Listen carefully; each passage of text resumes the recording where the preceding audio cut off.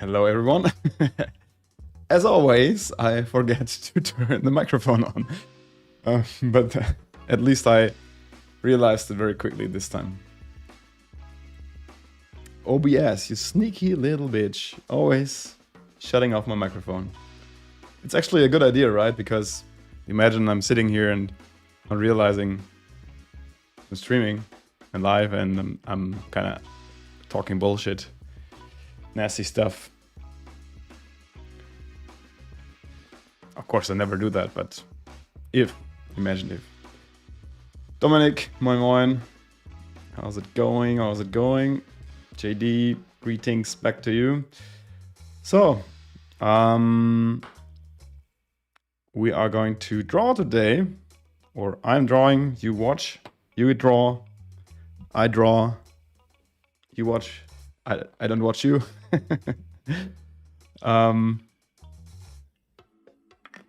Of course, you can always share your art in my Discord server, but yeah, we got some really fun stuff today. Isometric art, which is always fun, always. If you haven't seen my new video on YouTube yet, check it out. It's about isometric art. I'm going to show you, or I am showing you in this video how I make one of my curious cabins in a very fast manner. So it's 7 or 8 minutes, I think, really fast. I'm trying a little different kinds of video formats right now. So I'm experimenting with long form videos like these live streams, obviously. I mean, this is kind of very long form. And then we have 10 to 20 minute videos where I explain stuff. And then we have like these super fast things I want to try that, but that are more, that have more value compared to some fucking reels on Instagram, you know? Obviously reels don't have any value. They just exist. But yeah, let me know how you like it. So far the response has been really good. It's been fun making it as well. So if you like this, and this is going to be kind of somehow successful, I'm going to make more of these in the future. Yeah, so Essam, hello. That's a nice shirt. You mean this one or my blonde shirt? I don't know if you even saw that. Yeah, so what's going on? Let's have a look at art. I am making a coloring book right now. It's on Kickstarter. And it's 9 days left, and it's at over 15k backed, 15k euros, which is immense and really, really fantastic for me. And there has been 3 special rewards for backers on Kickstarter. And these 3 were the most expensive, but the most special because, obviously, because these 3 people could commission me for a piece of art, like an outline drawing, that will be printed in the book. So everyone getting the book, getting the lines, art and coloring book, will have these 3 artworks in the book, commissioned by these 3 people. So they have their own artwork made by me in the book. And we are going to have a look at one of these 3 artworks, and the supporter, the backer, commissioned me to do a kind of fantasy wizard's castle, tower castle thing, inspired by like some old school fantasy artists, and also inspired by I don't know if you know Stephen Beastie. He makes these explosion drawings, these cross section, I think is the right term, cross section drawings where you have like where you look inside of a building, so the front wall of a building is taken off and you look inside the rooms and etc. So he wanted to have something like that. Stephen Beastie is quite a freakishly big master of what he does, so it's hard to match the level of detail and the level of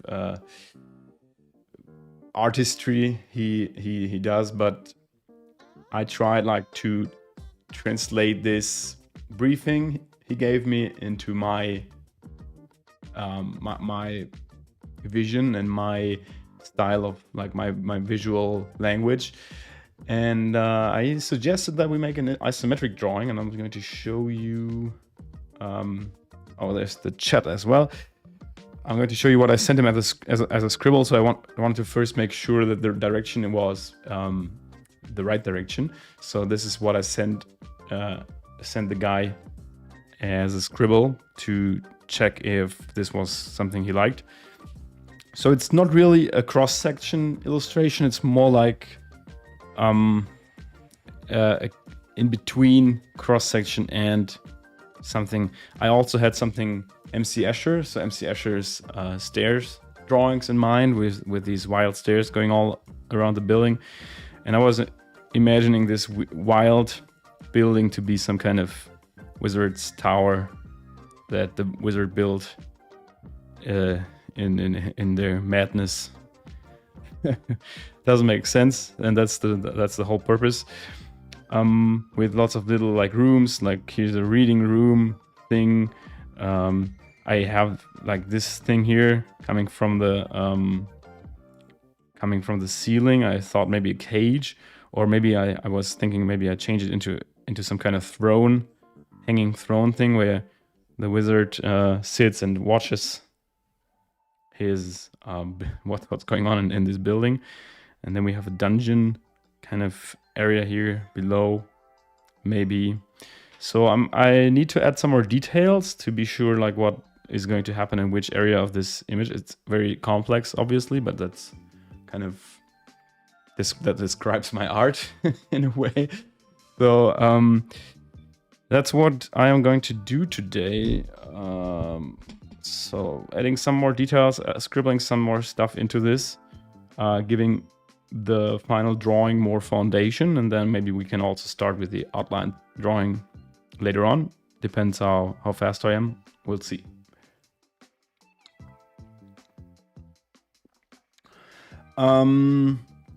Yeah, I still have to decide if these three will be in the collector's edition only. Jakob, hi, by the way. Did you just change your profile pic? I think at least two of these will be in both editions, and maybe one of these will be in the collector's edition only. I'm not sure yet. Maybe I got to talk to the three guys who commissioned me for these, because maybe they find it not so good if their piece isn't in every book or so. So probably I will just put them in all the books. Maybe that makes more sense. I haven't decided that yet. So I have kind of a core selection of artworks, like a long list of artworks that I want to have in both books. Then there will be two special drawings in only one of these, like only in the collector's edition. The collector's edition will have two more artworks anyway, and then yeah, that's where I have to decide still.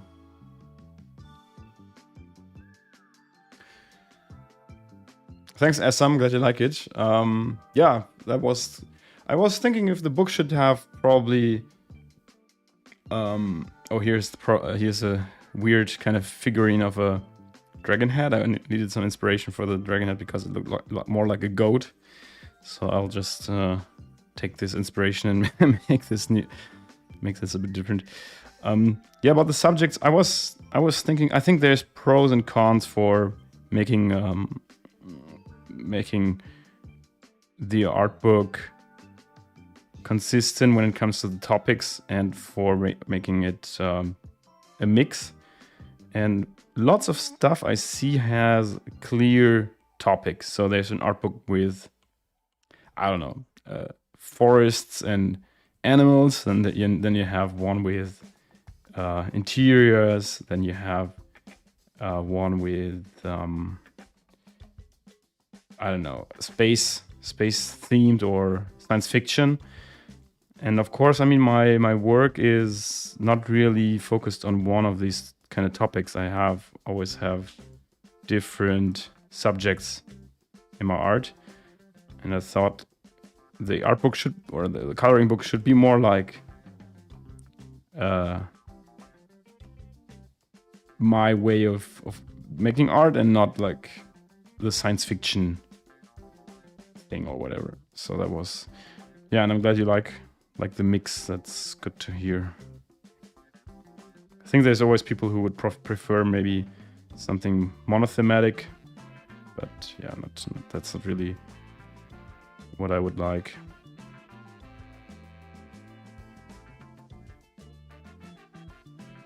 Oh, I love the underpants head, but the new one is of course cute as well. I mean, all of your characters are cute, so.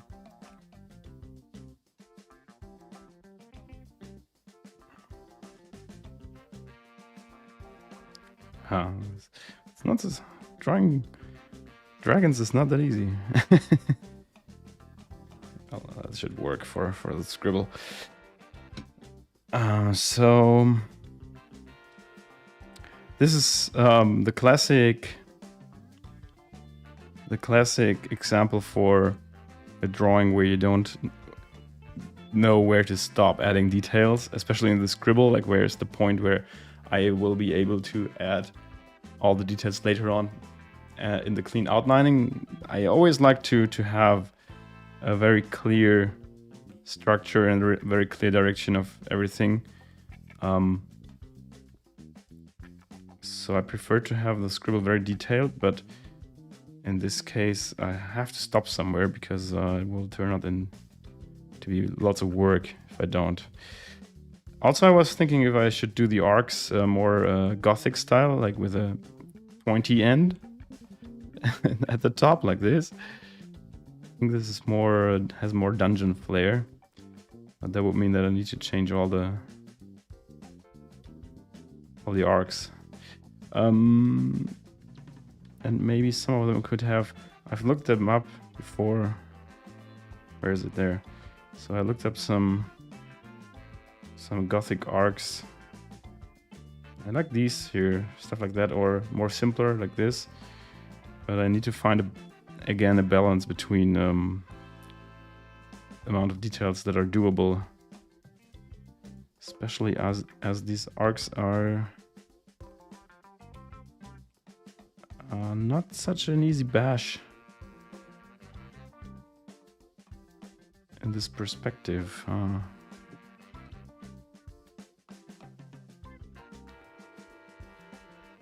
They look badass though.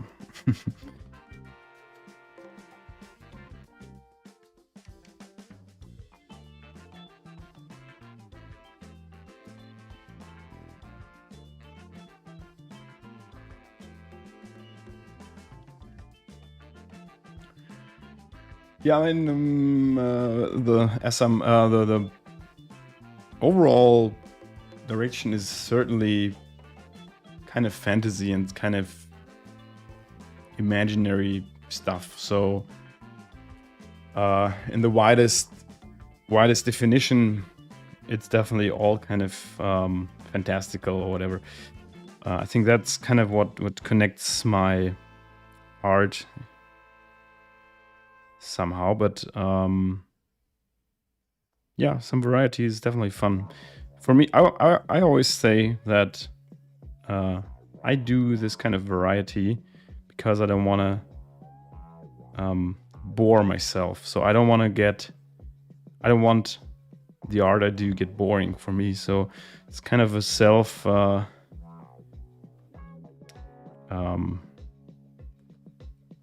it's making myself, or letting myself not getting bored is kind of the reason why I do this wide variety of subjects. I know there's lots of fantastic, for example, I'm a big sci-fi fan, so I love sci-fi, and there's lots of sci-fi artists who only do sci-fi, and this is great. And I think these guys have their success because they niche down, right? Niching down is can be a business factor, and It's always there's always this little guy in my head telling me, hey, why don't you niche down and become a master in one small genre? But I would be just bored. that's something I just don't want to do. Oh yeah, sure, put the underpants on the current character. Why not? I mean, I don't want to push you into it, but maybe you can try it. Hey Josh. Much love back from Insta. Yo, Davey, nice to see you. Oh, Davey is a good example for a fantastic sci-fi artist. Maybe, Davey, if you guys don't know his work, definitely check out Davey Perkins. Davey, maybe you can tell us how you feel about this, because you are actually, funny enough, you just came in and I was just talking about sci-fi artists. How do you get yourself entertained by working in kind of a niche? I mean, in your case, it's like in the most positive way, because I just can't get enough of your stuff. But are you sometimes getting enough of your work? I'm really curious about that. Of course, just if you want to tell us, but if you just want to watch and draw, that's fine as well. Yeah, I'll put his Davey Perkins. That's his social media names. Just look him up. Much recommended. Seal of approval by me.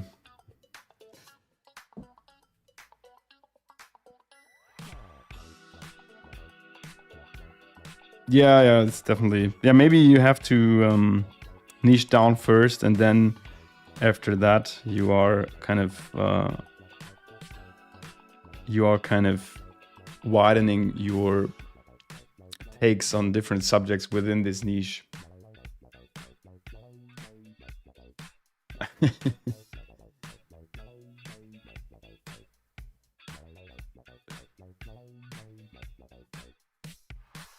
Dominic is also drawing. Nice. Yeah, all the artists come together. Dominic is also a great artist, so if you want to check him out. Jakob as well. UPA is also a great artist. Lots of great artists in the chat right now. Please, if you want to share your work or so, share links. There's no anti-sharing policy right now, so feel free to put it in the chat.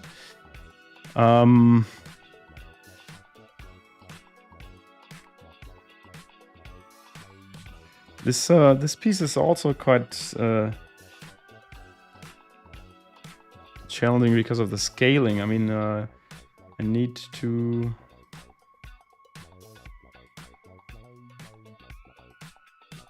Especially with the stairs, I need to find a good scale. I think the stairs would be really small, right? I mean, think of a person going over the stairs here.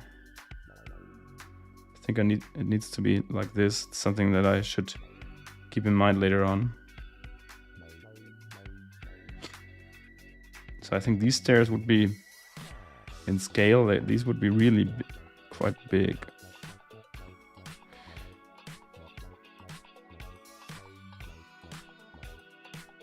I hate drawing stairs, by the way. I'm not sure why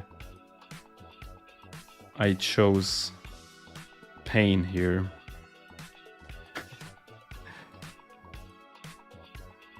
So this will be, I will probably die inside while drawing these stairs later on. Maybe this is a good scale. Okay, yeah, I'm not a fan of this area here. The roof of this part. I'm not sure. I think I want to probably drop the wall here in the back, because it looks like there's kind of a wall and it's the end of the building, but I think I rather have it like there's no real end, like visible end to this building, as if this tower goes up to infinity. Maybe it does. I mean, it's magic, right? Maybe that crazy bastard who built this made it infinite. Wasn't there a game, like a really old one, where you had to fight? You had to fight through levels of a building, and what was that game? And obviously the higher the level, the harder it got. But I'm not sure if there was. I think there were infinite levels, but I'm not sure.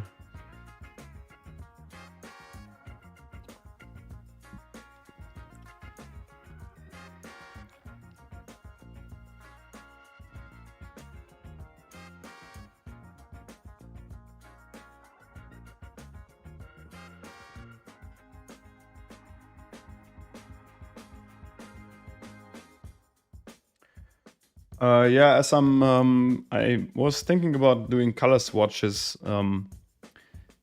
I thought about including color swatches in the digital edition of my coloring book, but I didn't decide on that yet. The thing is, I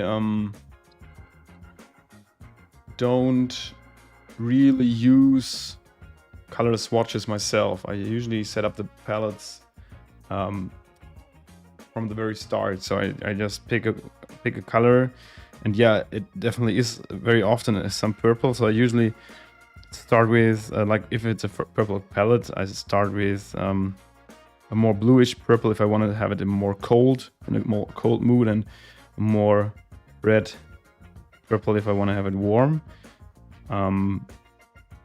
I think that's the great part of purple. You have this intersection between the cold and the warm palette here.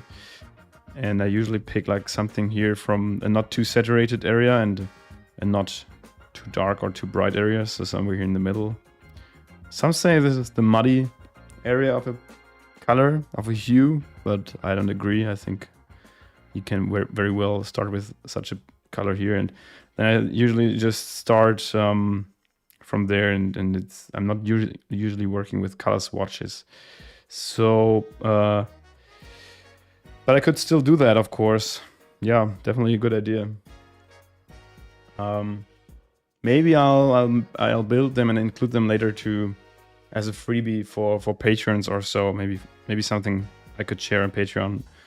But yeah, thanks for the reminder, because I actually had this on my mind for like a bit earlier, but I forgot about it. So that's a good reminder.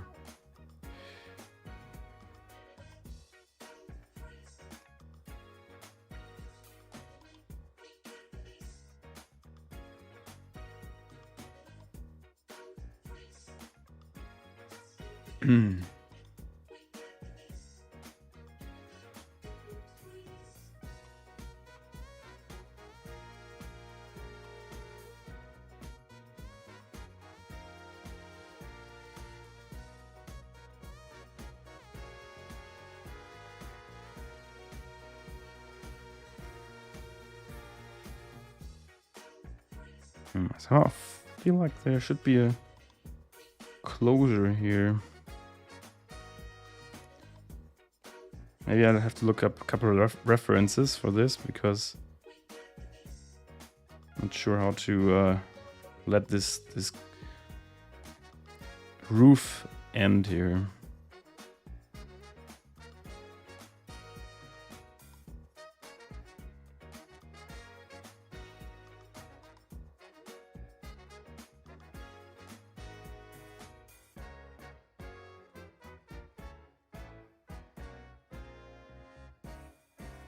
Oh, no worries about chatting. I always appreciate chat messages. It keeps me talking.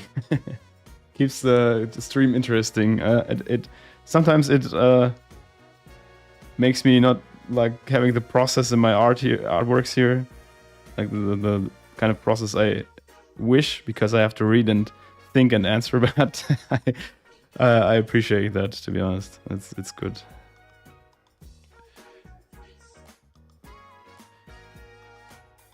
Are there even plants in a mad wizard's tower? Shouldn't there be a kind of a skeleton or an armored knight?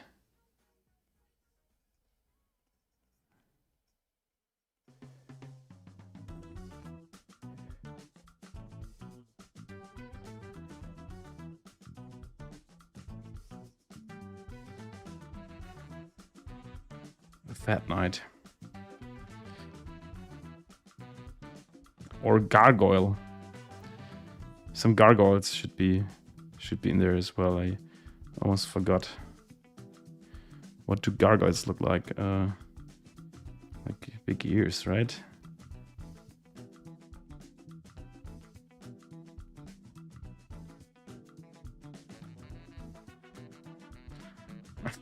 It looks like an angry fox or something. Okay, I have to look for references. Let's oh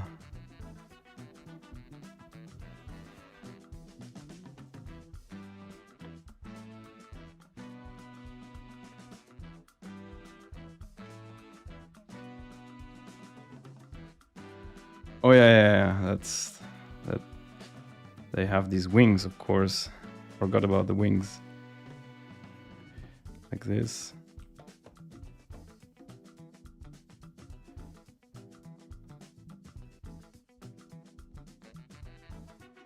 Big ears.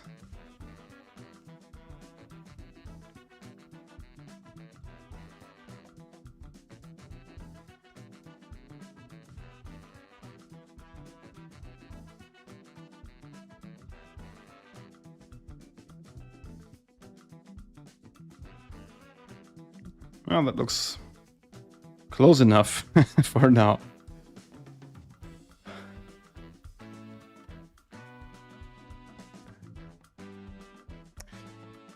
Dri, the tattoo art is definitely very, very different from lots of other styles. It's I know multiple tattoo artists or former tattoo artists who started with tattoos and they want to do something else, and it's a very special niche, I think. So, but basically, my experience is, as long as you can, and as long as there's no monetary pressure on you to earn money from it, you should like try and experiment with different styles as long as you can. So that's my personal experience. I did that. I took a long time before I niched down to a certain style, and it helped me very well. And I was even able to parallelly sell different art styles for a while. So for 2 or 3 years, I sold these hand-drawn illustrations as well as vector illustrations, for example, because I just I was able to get freelance gigs in both worlds. Let's say both worlds, and this is I think it's important to experiment.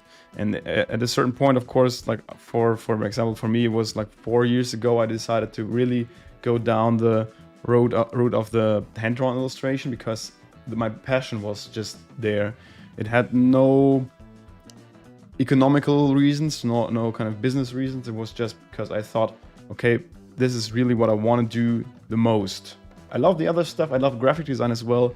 I love information design, stuff that I also made or did in the past, and it's all great stuff. But this kind of thing is what I want to do most, and that was the only reason I decided to go with this. And I think that's a great way to find out what you really want to do. So I wouldn't apologize, or if you enjoy experimenting right now, I wouldn't change that. The only reason to change that is probably if you think that you need to sell and you need to take jobs in an area where you don't really feel so much passion for, but you need to earn the money, then that's something else. You need to consider, of course. It's that's a big part of the game, but as long as you can prevent the monetary side to dictate what you do, then experiment, in my opinion.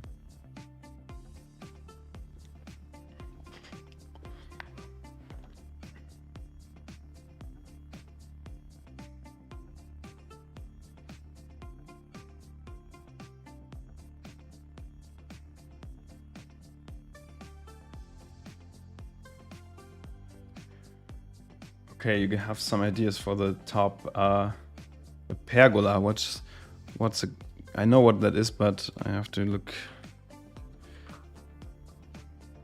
Pergola, that's the oh yeah, these things, right? So, but I have to have a flat roof as first, right? So Ahmed, you say I should do a dome like this. Yeah, it could be really cool as well. And the pergola idea would be more like kind of with herbs. Yeah, for potions. Oh, that's a good idea. The herbs. Yeah, don't forget the herbs. This guy needs to brew some potions. That's a good point. What would a magician be without their potion garden? Was that a weird sound in the music? That was a weird sound.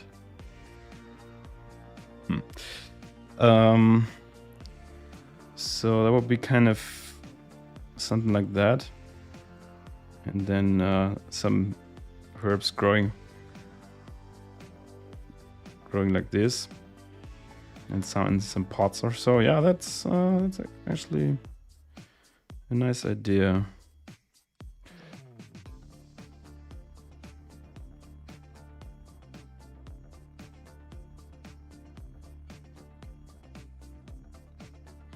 Or you mean there's no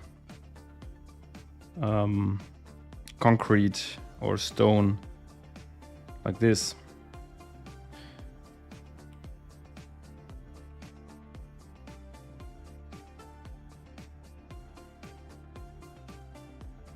Yeah, architecture is not so easy. I'm a big architecture fan. My art is very much influenced by it, but I don't know the theoretical details. It's really... Oh wait, this is interesting, like a church. And I saw this in a church, like if the arcs meet in the middle and then you have... I think this is great.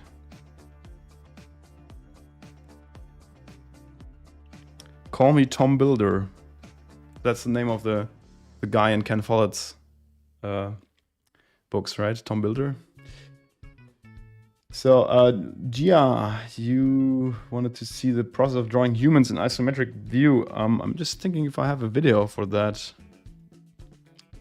I'm not sure. Maybe an old live stream,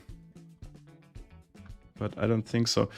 Yeah, drawing humans. I mean, I'm absolutely no anatomy expert, right? So, anatomy is very, very much not my specialty, and I don't want it to become a specialty in this life, to be honest, because it's so difficult and I never really got into it. So I usually, for drawing humans, I usually just use references and that's it. The thing with isometry is that, do we have a free area here somewhere? The thing with isometry is that the important part is that everything builds on this kind of body. So this kind of cubic kind of body. Not a cube, but I don't know. A cube is this, and this is, I don't know. I'm sorry, I should know it. So now with a very less complex or low complex object, like a bookshelf like this here, we just draw the shelves part here, then we have an inner part like this, and then we have room for the books like this. Everything is kind of in perspective, right? But with a human body, it's there's lots of round shapes and lots of shapes that are not like straight. So what we can do is try to still keep it very geometrical. So there's a head here. This is very large. There's a head here, and then we have a body that is kind of shaped like this, and then we have legs and feet, and we start, or we always stay in this kind of perspective, and then we can add little details. And once you have the basics inside the perspective, it doesn't even like matter to be 100% correct anymore. Then you can start going a little bit wilder.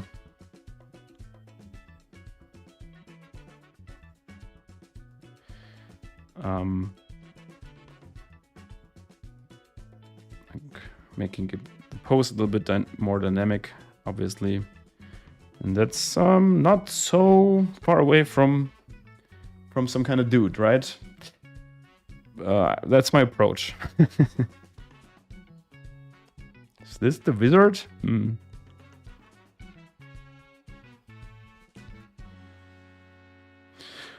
then I usually just start kind of giving people some clothes.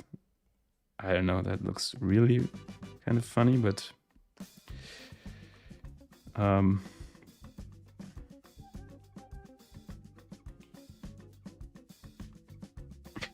okay. So yeah, that's the approach, and that's the same approach with every object. So if I have a gargoyle, gargoyle is also an animal-like creature. So, but let's say a flower or a pot with plants here, like this plant pot, or the arcs as well. So the arcs also start like this. And then here's the middle. Then you have this part here, and that's the arc. So yeah, that's it's practice, as always.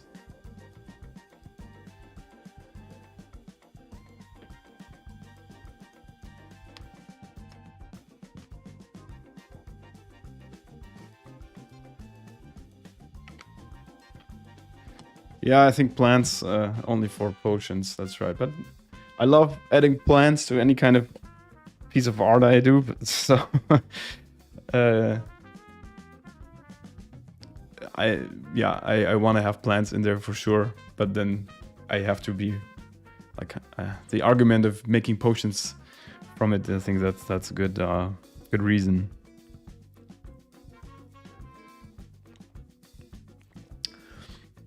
Also,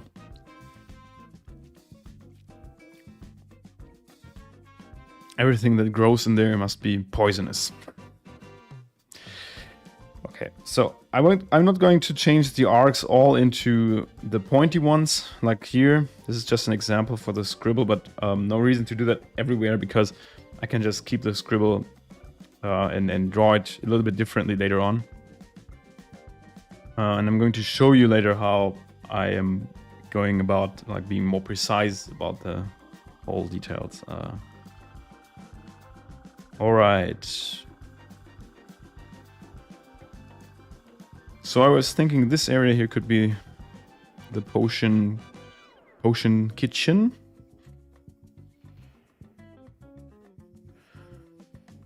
Let's save this guy for later. I don't know if I want to have any characters in there, but I kind of like the look. Let's put him here next to the dragon on the dump.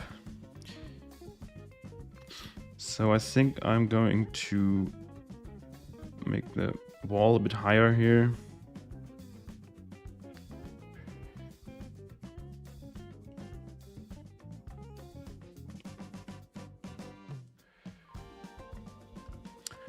Hi, I can tell you why the streams don't have more viewers. The thing is, they usually have, or sometimes they have lots of views later on. So one thing that is cool on YouTube is that that these streams will just be turned into videos later on, and they are often rewatched later. So that's at least that's a nice fact.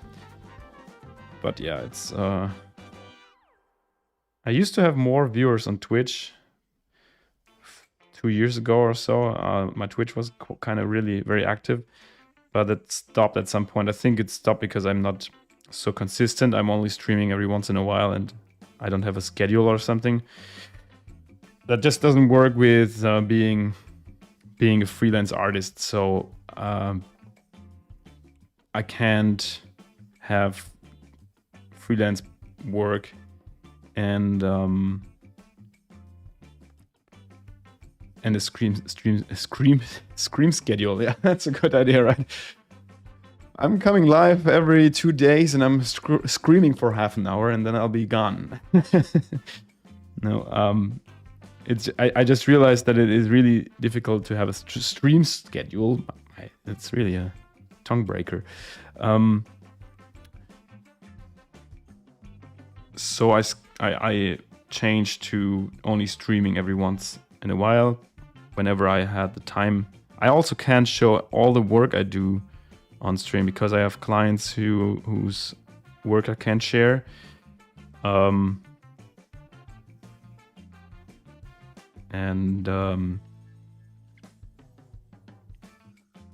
Now I'm live every now and then, and who's here is here, and we're having a good time, and that's it.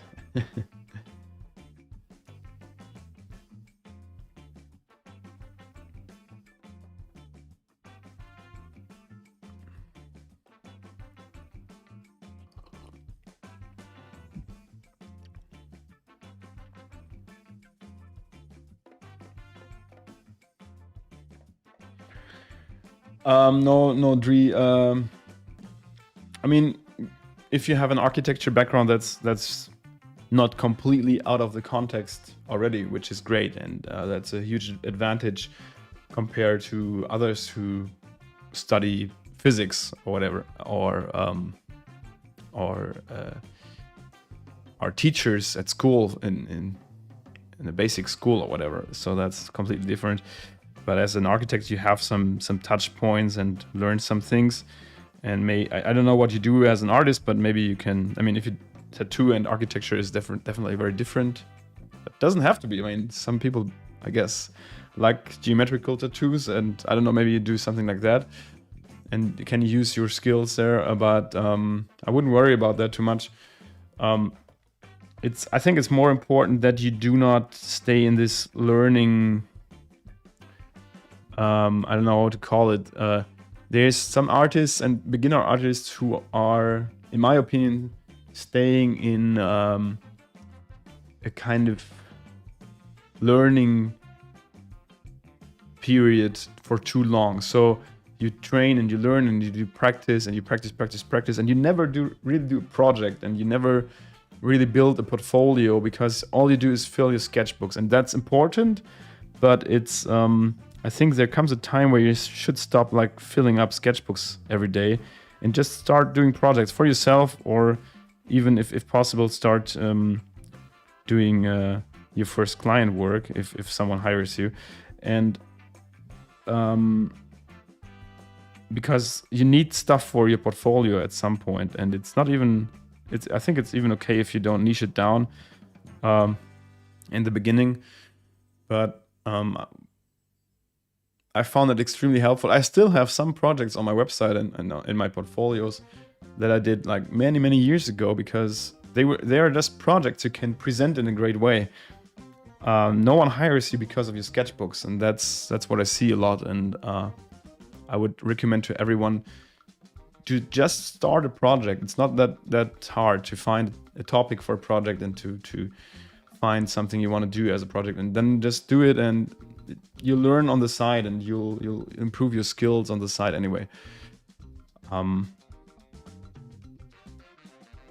ideally, if you have the time, you can do both, but most people don't have the time, right? So that's always difficult.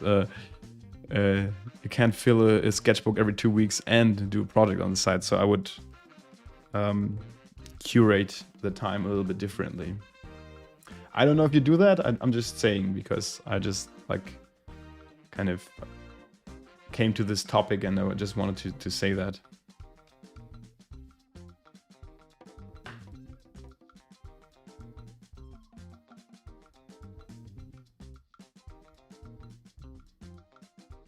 The normies are at work right now, yeah. And yeah, making money with digital art, sure, that it takes a while until people start hiring you, but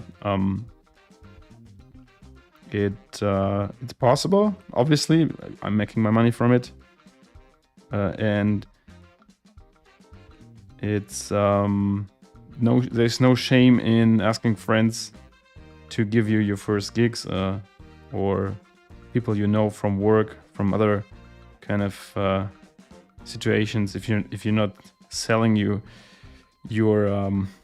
skills in a too pushy way, it's totally fine. So I don't know about usual potion making gear and machinery and whatnot, but I'm just coming up with some wild random machines here.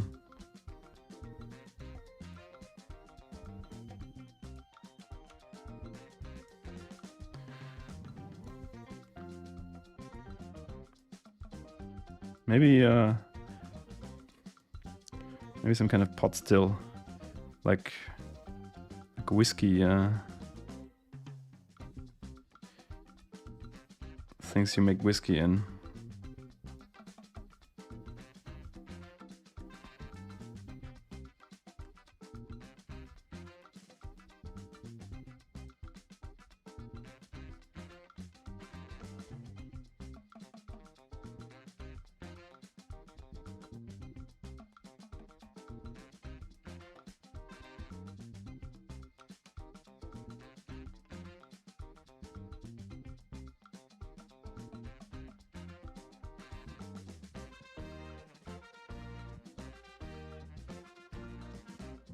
The perspective grid is in Procreate, under settings, canvas, and then I don't know what's it in English, but something like drawing support or grid or something. And here you can choose an isometric grid. And the cool thing is you can even, if you want, draw along if you want. That's really helpful. But if you want another angle of the grid, you can just make a own one. So for example, let's pick this artwork here. Here I have my own grid somewhere.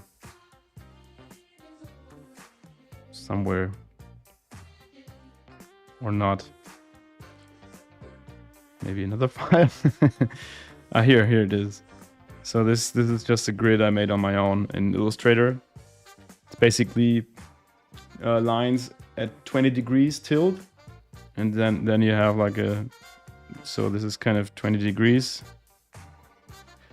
and then you copy the lines and mirror them, and then you have this kind of grid. Unfortunately, Procreate can only do the 30 degree. So you have to do it manually if you want to have another kind of grid.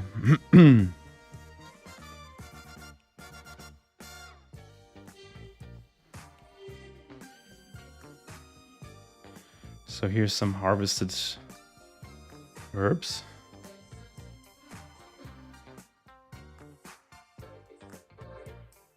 And I don't know, some bottles and glasses, whatever this guy may need. I also want to add maybe a big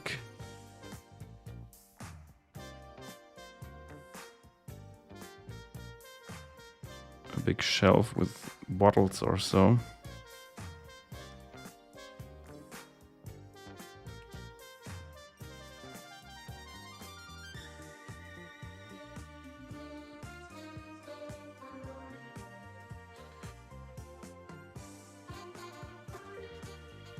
I'm going to do that in detail later on. It's too small to do that in the scribble, and it's not necessary as well.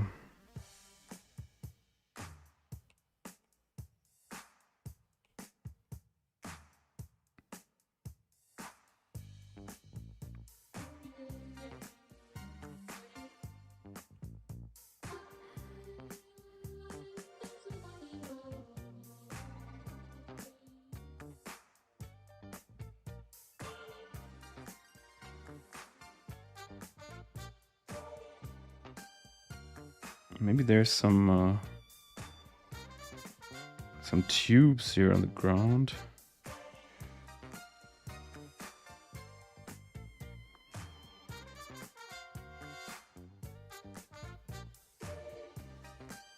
Here.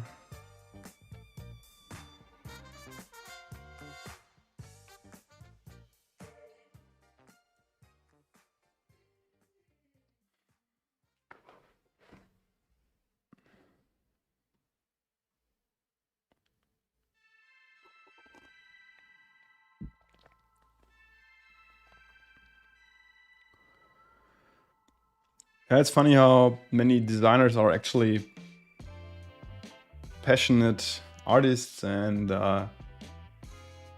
design is also, certainly for me, certainly part of the passion as well.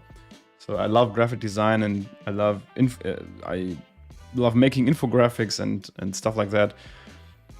My bachelor was exhibition design. I made together with a fellow student, and I then after my bachelor and during my master's, I founded a design studio in Münster here with that same guy. And so I definitely saw my future in design, but once I realized that illustration and art is my passion for real, like my bigger passion, it's kind of like, once I realized that if you have this passion and you invest all your time and effort into this, and that this is going to make you successful, it was a huge decision and moment for me, realizing that it's only not possible to make a living from it because you don't believe in it and you don't put all your time in it. And I made this luckily I was able to make this switch step by step, so I didn't have to, there wasn't the 1st of January where I had to start making art and completely had to drop the design. I could do and make some money from design jobs and start going into this illustration industry, trying to get some gigs here and there, and then kind of one year was 30% illustration and art, then was 60%, and then now it's, I don't know, maybe of all my income, maybe 5% is graphic design and the rest is illustration, which is great.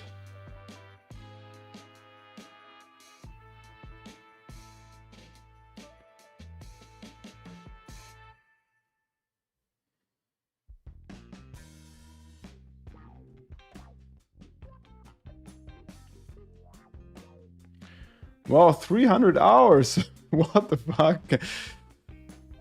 95,000 lines, dude. Can you share that? Do you have a link? If you want. No need to if you don't want to share it, but if you have it online, please put a link in the chat. I would love to check it out. 95,000 lines.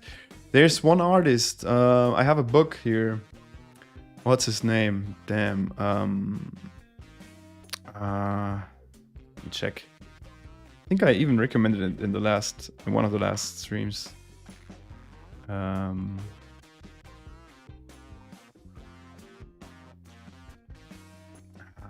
remember. There's one guy who does architecture-like drawings, really extremely detailed, and impressive. He had an exhibition in, I think, in Seoul a while ago, and he also sold magazines. And I got one of the magazines, not in Seoul, but I ordered one, and it's insane. It's really great. And I think he's probably a guy who has 95,000 lines in his artworks.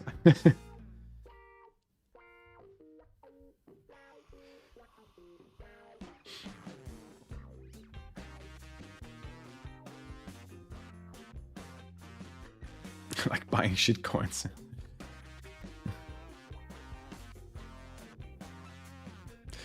No, I don't change the grid. It's it would make sense maybe, right? But I don't usually do that. I don't know why.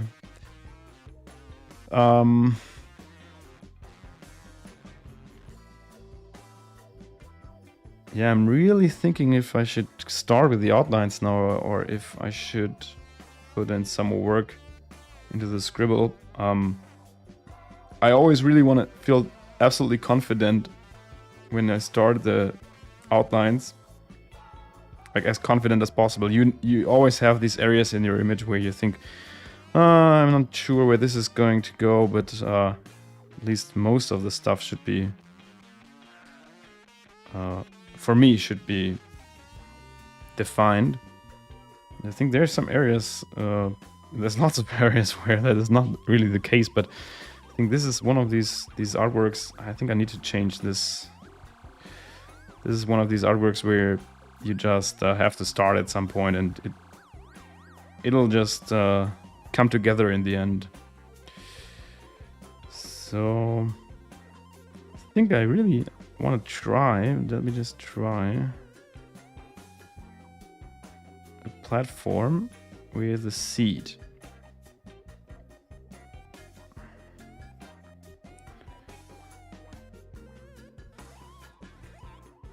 Right, and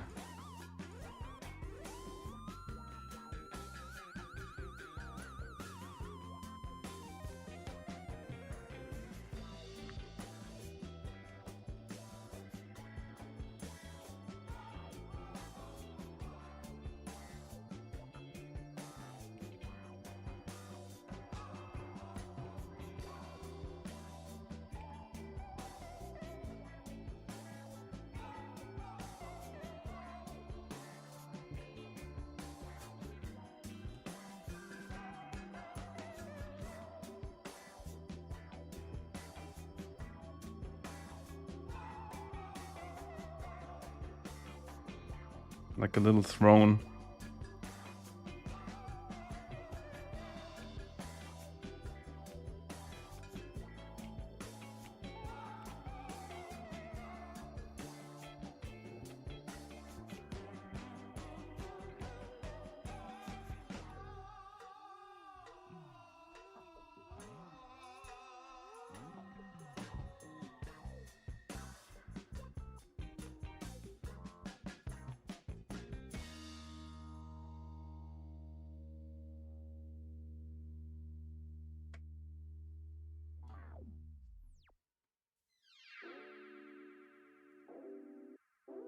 Did you share it?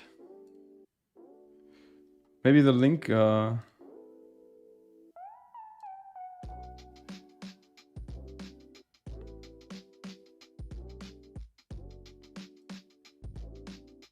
Maybe the link didn't come through.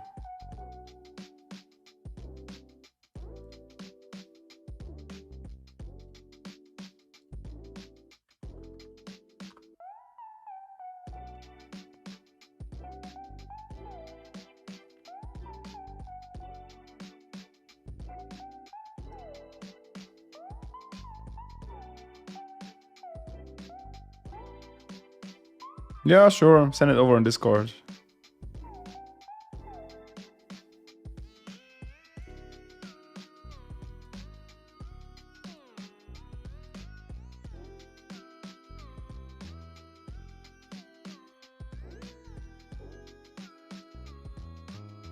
I'm not sure if the link is filtered out.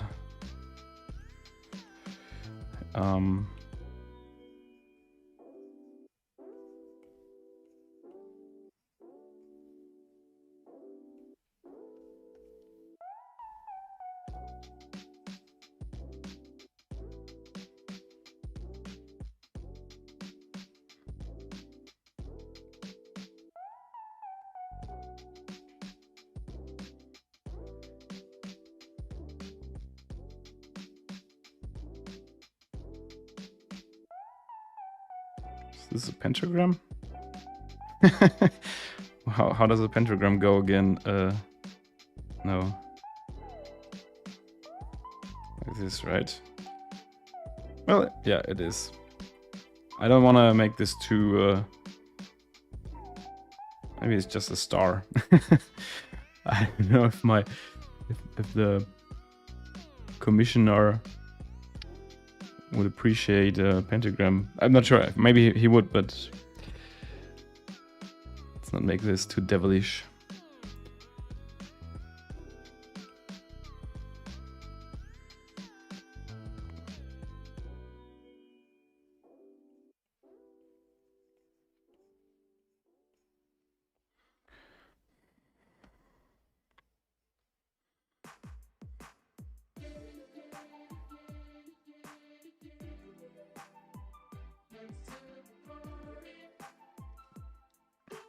Yeah, this looks kind of weird, which is good in this case.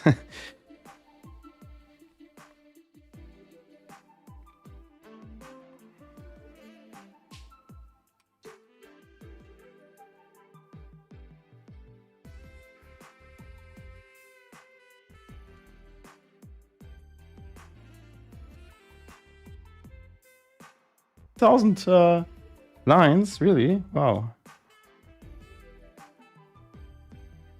I mean, it looks cool. I like the colors. So your line work is definitely nice. I like the colored, the little details with more lower contrasted outlines here in the face. That's nice. Yeah, there's lots of lines.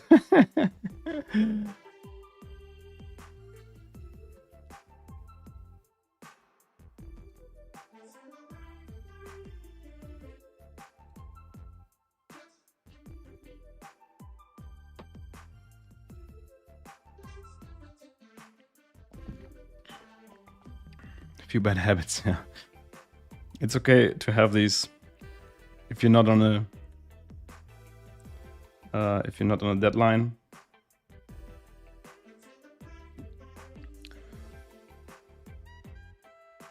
I think that's one part where a lot of people struggle is being on a deadline and having to deliver very fast and time efficient,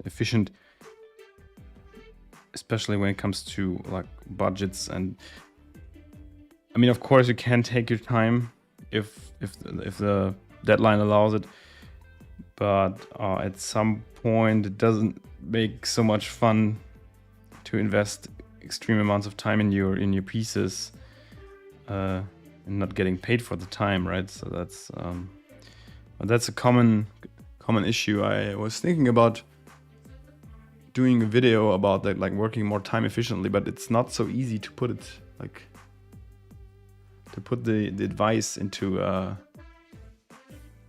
something that works for everyone, like something that you can tell people in the video, because it's not a solution to just work faster. You have to come up with strategies that are very, very different for each art style, and some art styles live through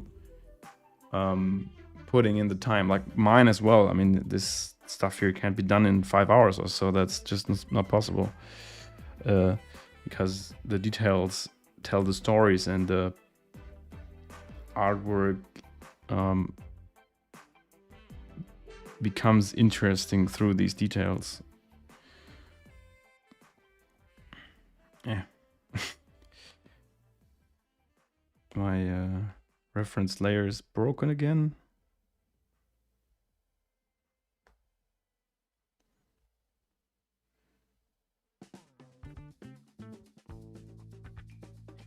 It's so annoying when Appropriate does that.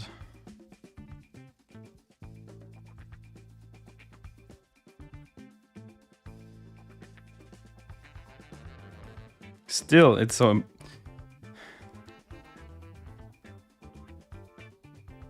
It's really impossible.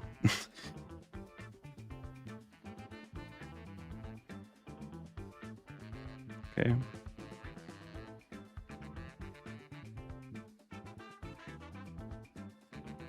I don't know how to fix this bug.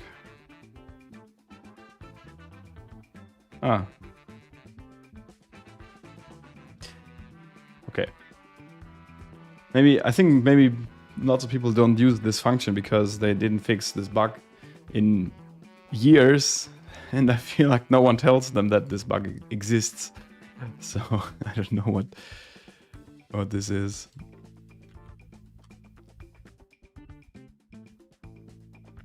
Yeah, there's an option for that. Jakob, you can go to Canvas, and then here's just the last in line, and there's statistic.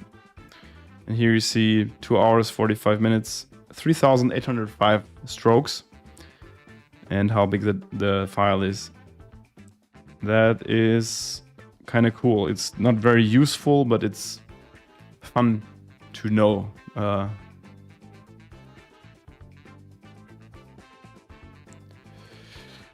So, okay, I think let's go and start with the outlines. Almost 3 hours in without drawing the outline or starting the outlines is quite long anyway.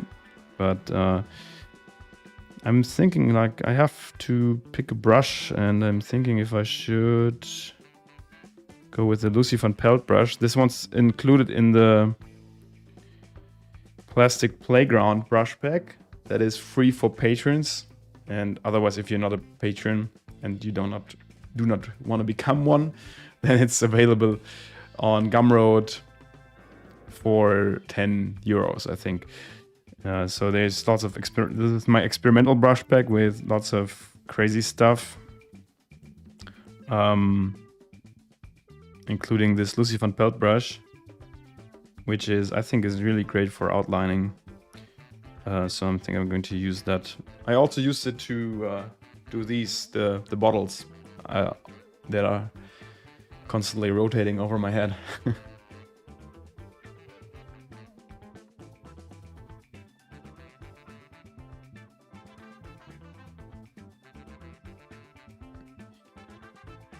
Yeah, rushing.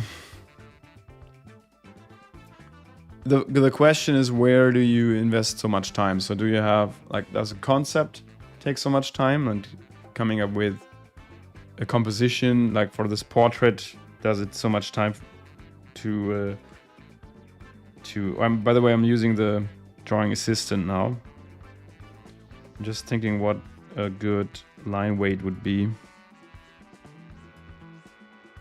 But I think this is actually looking good already. So, or if the execution takes lots of time, so of course the first part is identifying where which part of the process is taking this much time, right? And then sometimes it makes sense to cut it a little bit, especially I think if it's in the concept phase, because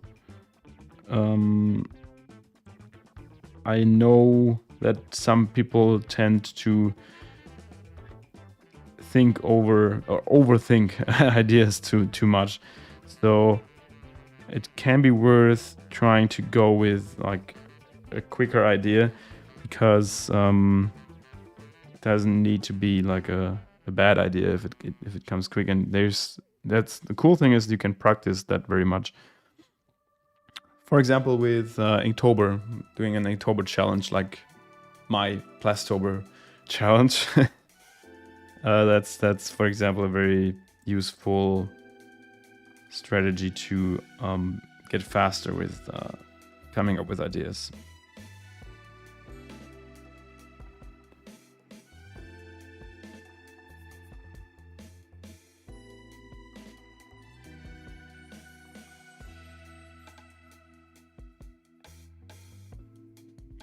But the execution, that's where it gets tricky, right? So I'm going to this is here talking about shortcuts.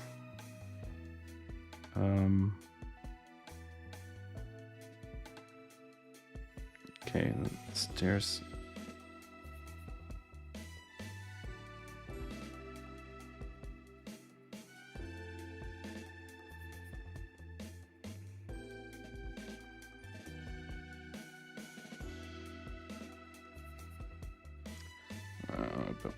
I have to get my mind into making stairs first.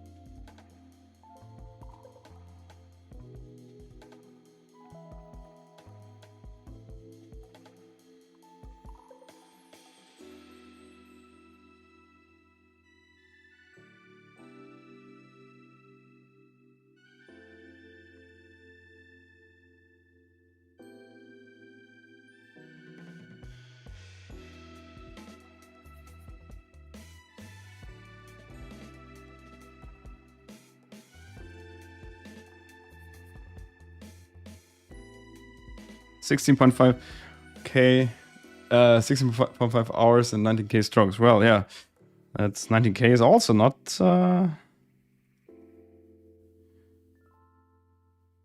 a small amount. I just wonder, what am I doing wrong with these stairs? Kind of build them into a little...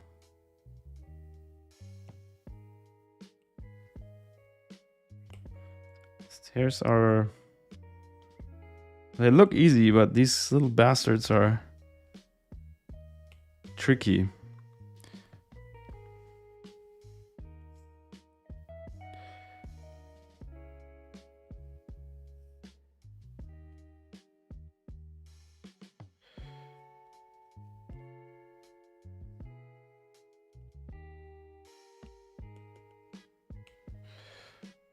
So if I spend all the time I'm spending on this particular stair here, then it'll be 200 hours as well.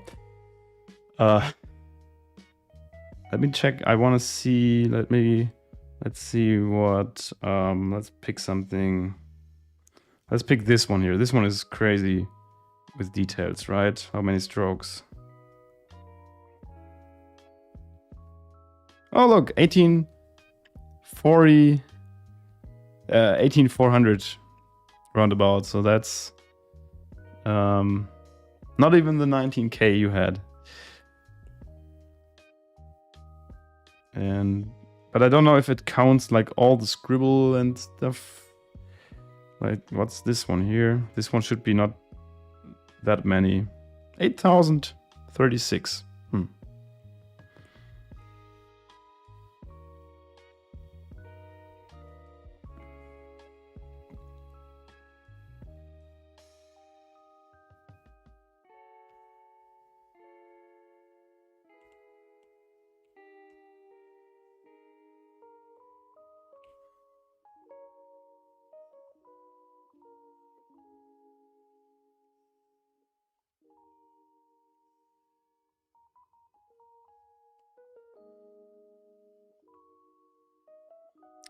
I feel like I'm always building this little bit in the...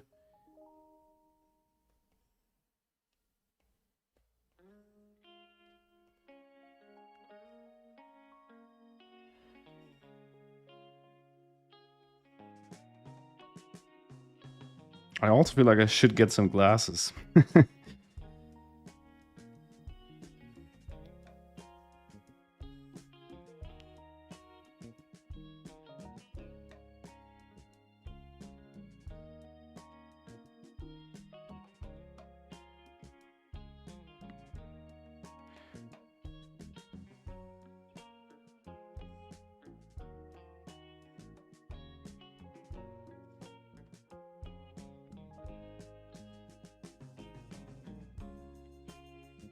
I hope the scale will be all right with this.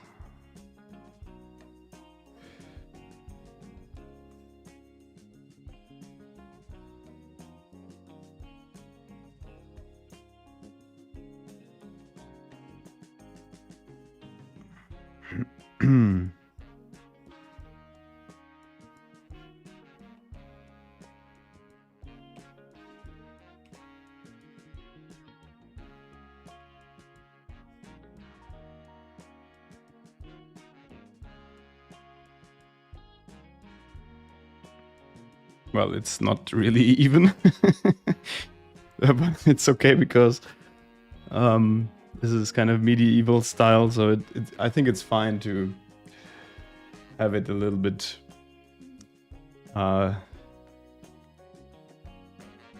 it looks like it's not built by Germans, let's say that.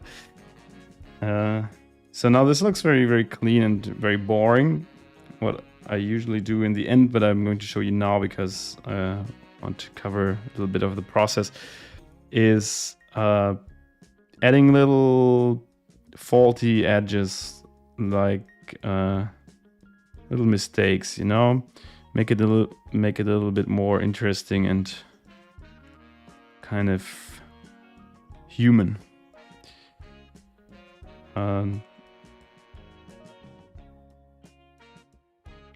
Even with drawings that are not medieval, it's totally fine to sometimes have a little bit of broken parts and edges not being perfect.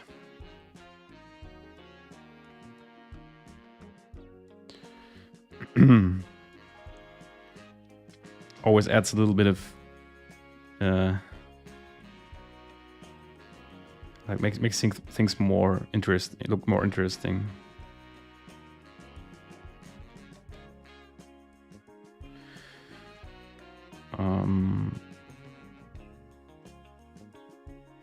Also some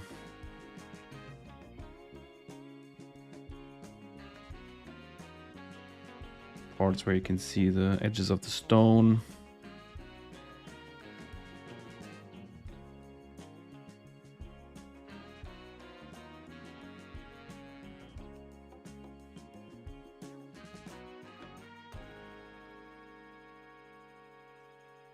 Maybe one stone is missing here almost completely.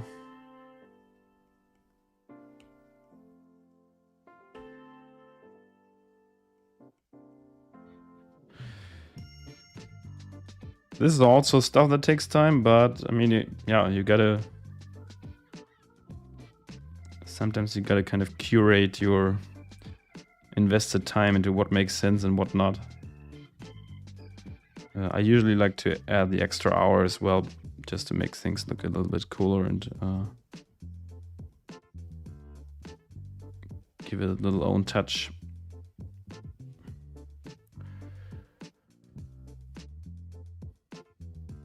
Yeah, make it look lived in, right? That's the good way to describe it. E-Ray or Irai. Sorry for not saying hi. Missed your message. Good to see you.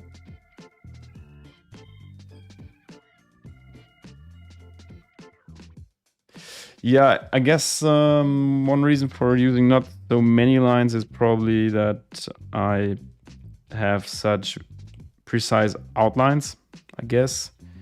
Sorry, such precise scribbles, maybe.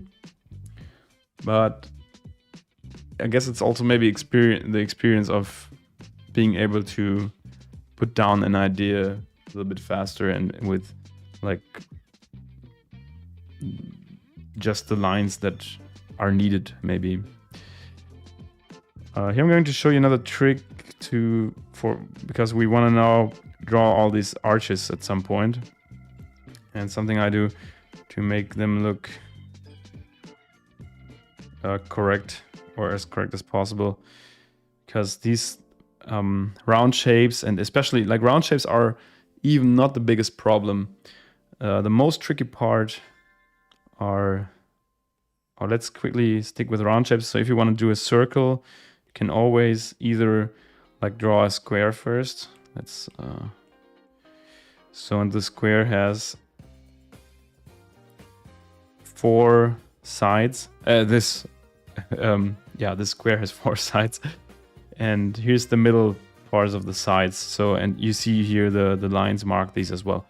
And you draw a circle touching these edges, and this is a perfect isometric circle. So this is the first way of doing it. The other way is drawing a circle. You can hold down one finger and like hold down the pen and then hold down a finger so it gets to a perfect circle, and then you can transform it, distort, and you can use the isometric lines to put it in the right position.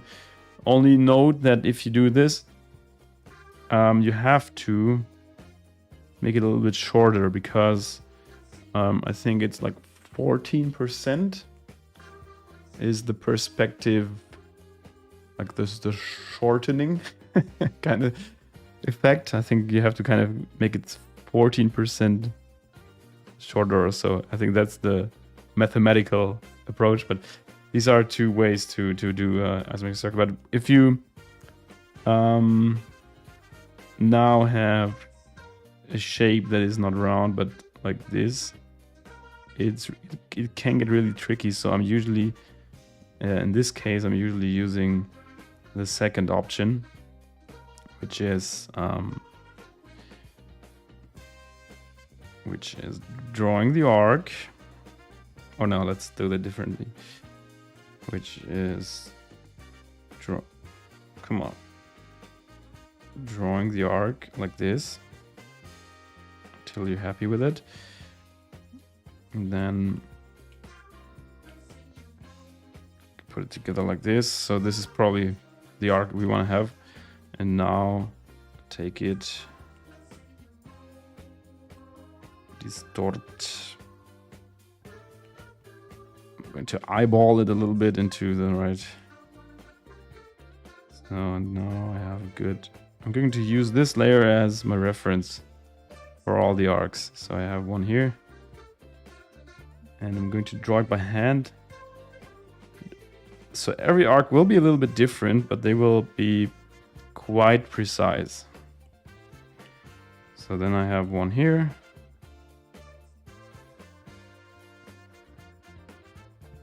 I draw over it as a reference.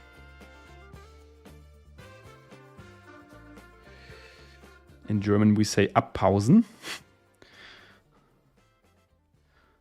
And I have 2 arcs that have the exact same angle.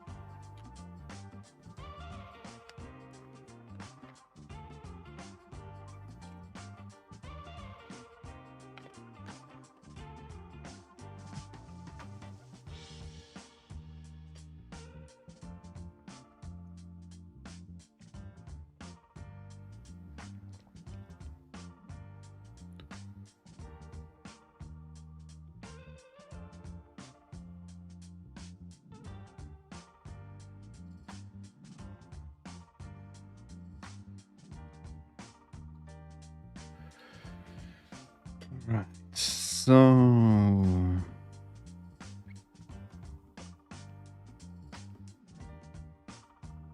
going to add some details here and there.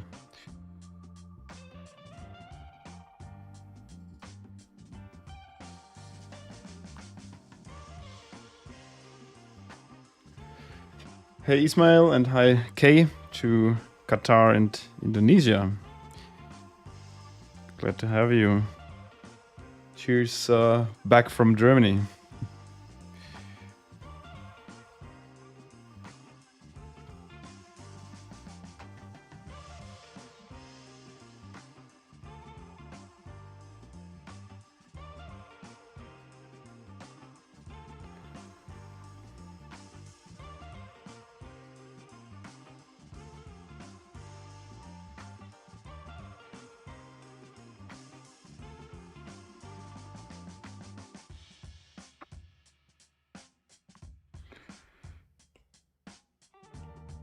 So here's a... I want to make this arc a little bit bigger. So simple... wait. Or not that simple, maybe. I'm just thinking, like, how do I distort this? That's not really possible. Okay.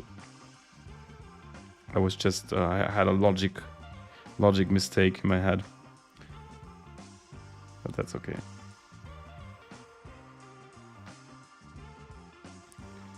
I'm going to try and eyeball this. Let's see how it works.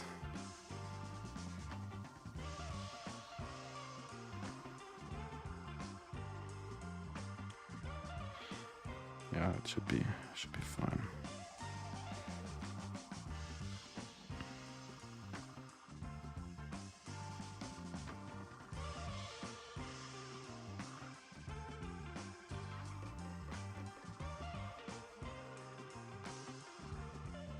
Oh, where have you been in Germany? And congrats on getting the iPad. That's a good decision. I mean, I think you can make art with a pen and paper, but the iPad is definitely a very powerful tool. That's funny. I was just yesterday or the day before, I was thinking about. I was talking to someone how long I have my Instagram account, because I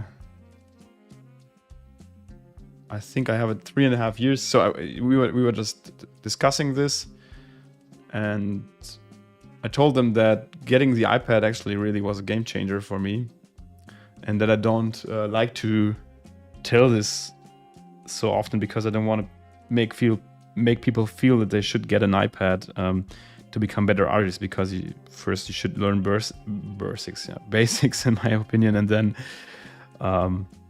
it's time to maybe get some expensive gear. But well, the iPad is just a really powerful tool. That's just really true, especially as you have Procreate. So I think the software really makes it very special.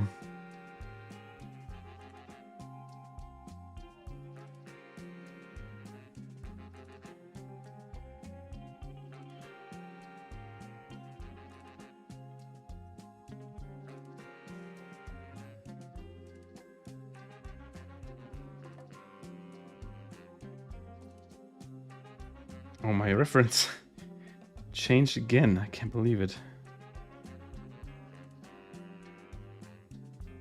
I'm going to remove this now. It's just stupid.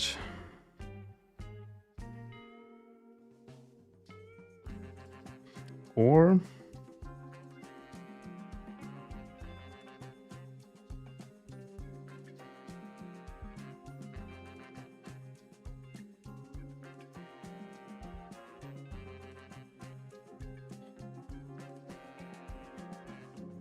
ta-da.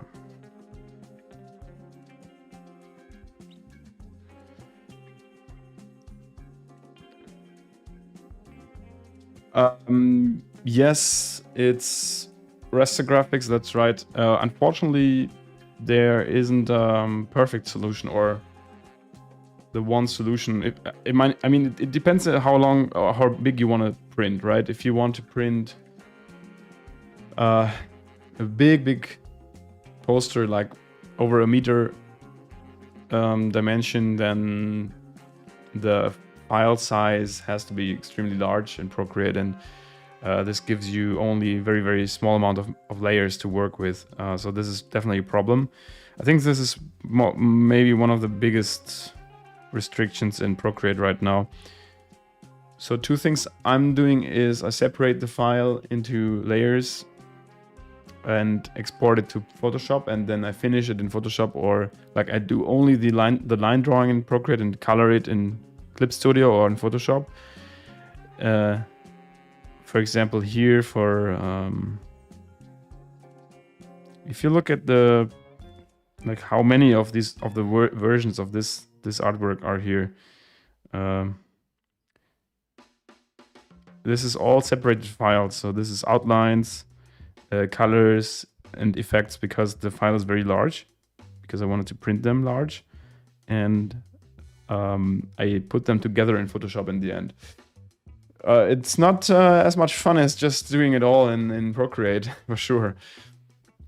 And then what you also can do and try is using an AI-based upscaling program. I have a Topaz Gigapixel AI. I'm putting it in the comments. I think that's the name. Give me a second. Yes. So this is the name of the software I got. I don't know. It costs like $30 or so one-time payment, and it's really, really good at upscaling artworks to like huge prints. So I printed like one artwork I had only in A3 size. I scaled up to over a meter, and it was no problem. You didn't see it. It was really perfect quality. Unfortunately, I mean, that's not kind of native, but it is right now the best way to work with large files, in my opinion. And apart from that, it's you can't do much. Procreate has these limitations, and for example, this file here is A3 size. So it's 5,000 pixels, and it has maximum of 50 layers, 54 layers. So, I mean, that's not even bad, right? That's not too bad. But if you want to animate this, will give you some problems possibly.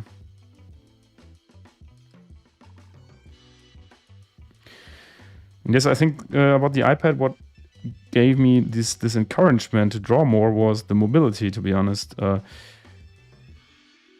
know there's other mobile drawing tablets, and it's not that only Apple has made a tablet that you can draw with, but I gotta say that the intuitive way of using it and the software, etc., is a very big factor for me personally. Yeah.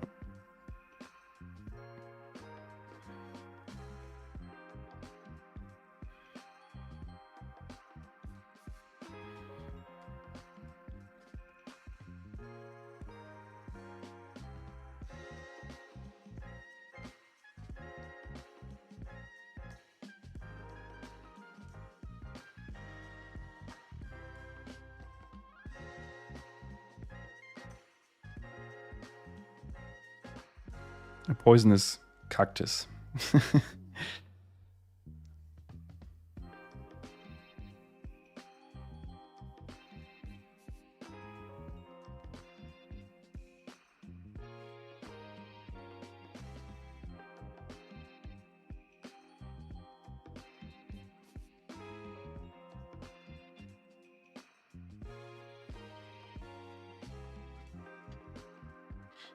Sure, you're welcome. If anyone else has good tips for this, let me know. But this is kind of what I use, or my workarounds. Unfortunately, it's only workarounds, but like I said, it's definitely a good solution. Topaz Gigapixel is really a fantastic software, and I can definitely recommend it.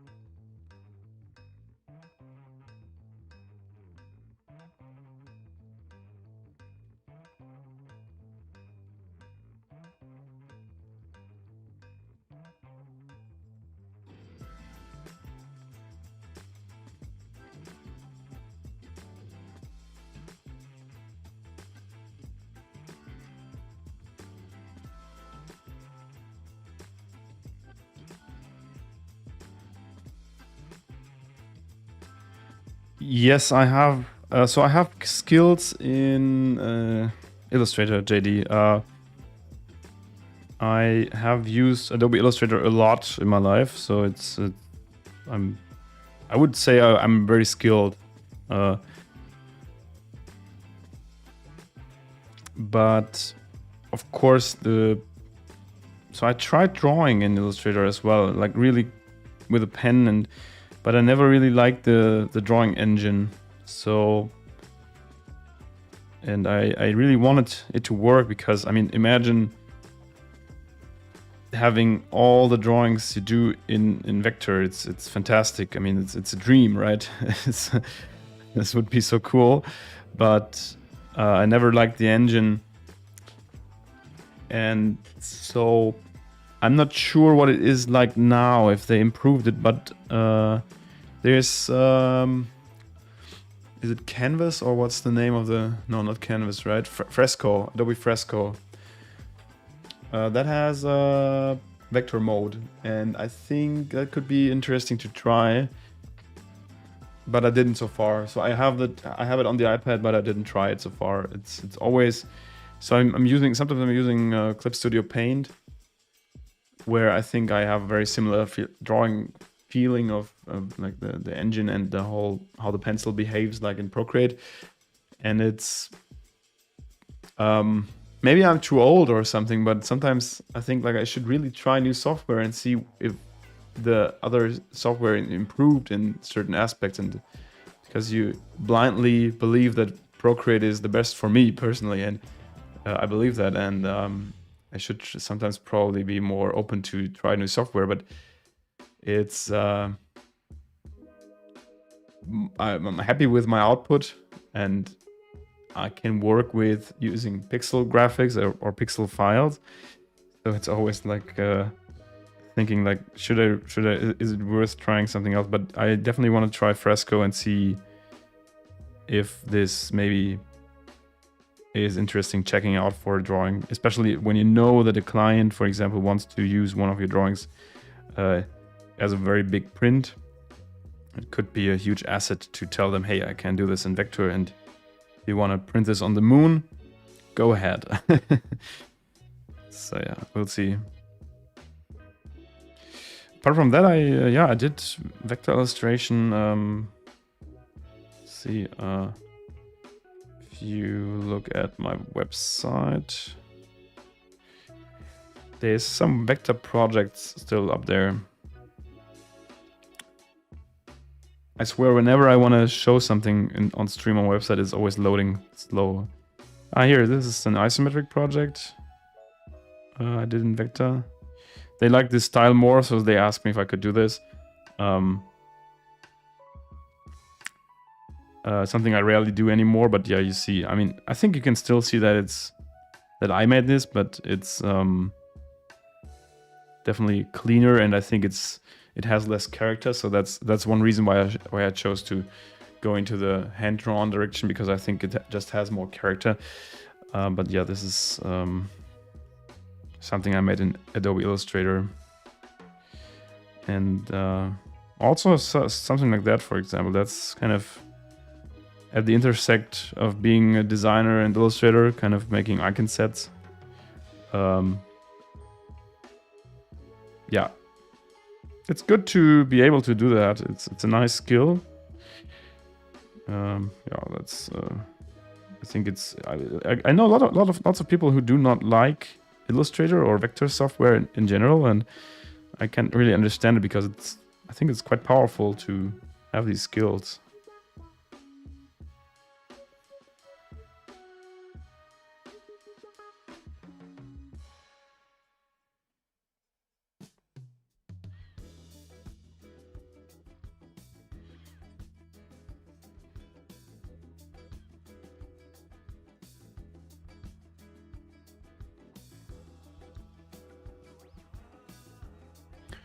Hey, Rafael, nice to see you. Yeah, no, I'm not working with Fresco. I was just talking about maybe trying Fresco's vector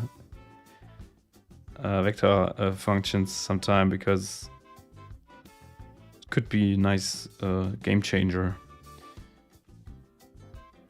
that's a nice description, right? A nice game changer. Something like um, a little world changing thing.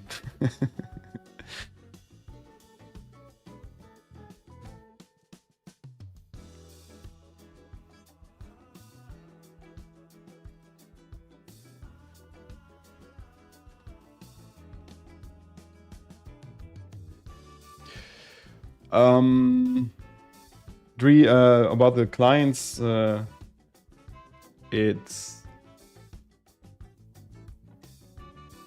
like 95%.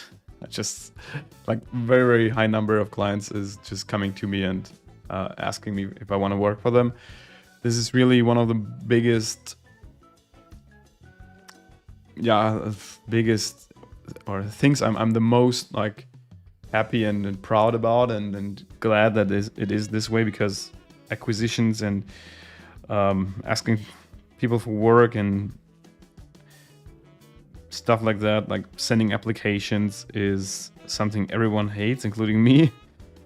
And for the last 3 to 4 years, I think I probably have been applying to a job maybe 2 or 3 times where I really knew there's a guy who is an art director at a company or at a publisher or whatever that I want to work with.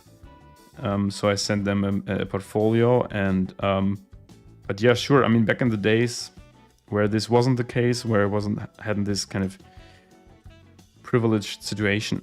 I don't know if it's privileged. I mean, I worked for it, so and I worked hard for it, and I didn't get any kind of bonus from anywhere, but I think it's kind of a lucky situation, let's call it like that. And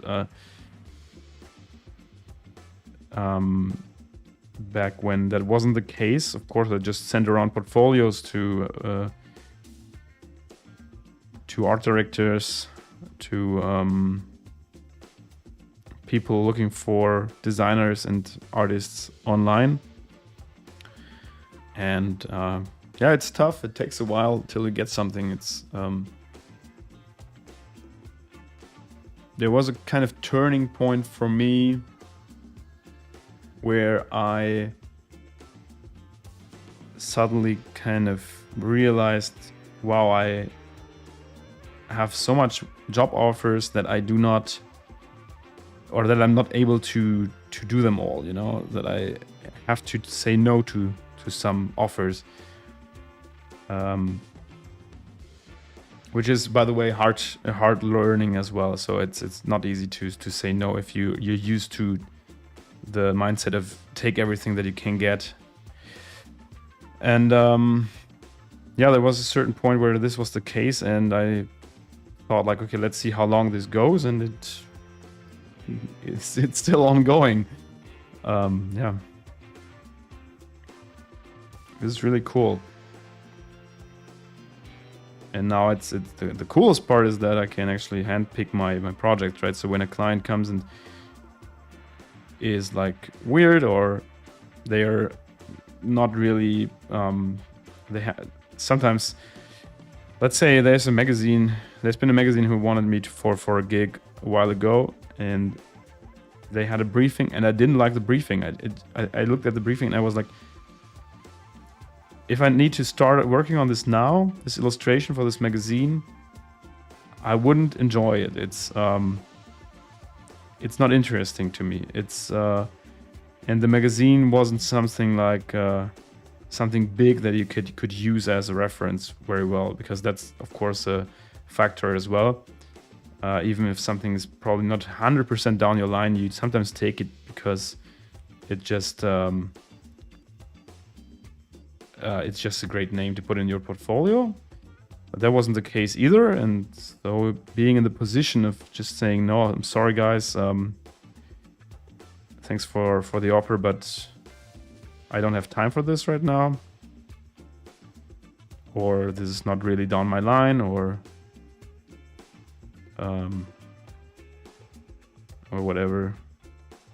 That's kind of the both valid answers. Either you don't have time, or it's not really down your interest. Yeah, that's a really big asset right now. That's huge for me because it makes this job so much more fun, right? Because you can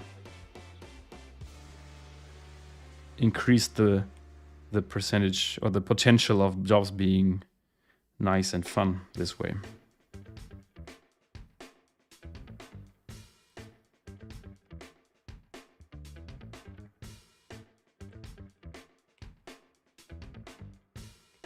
I don't know what kind of weird eggs I'm drawing here, but some magic stuff. I don't know. You have to ask the wizard what this kind of cooking material is.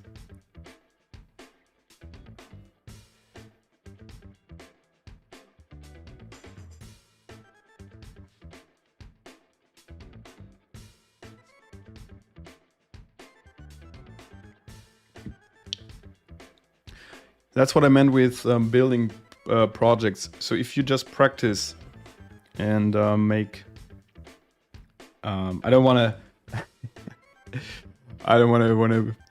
put my finger on it all the time, but it's a good example. Like if you always like make drawings that take 300 hours to finish, and you practice around and you're going back and forth, and you can't really move on making something that is portfolio worthy, then it will become difficult to build a portfolio that people see and where they think like, damn, this is the guy we want to hire, this is the guy we want to have for the next issue of our magazine or whatever.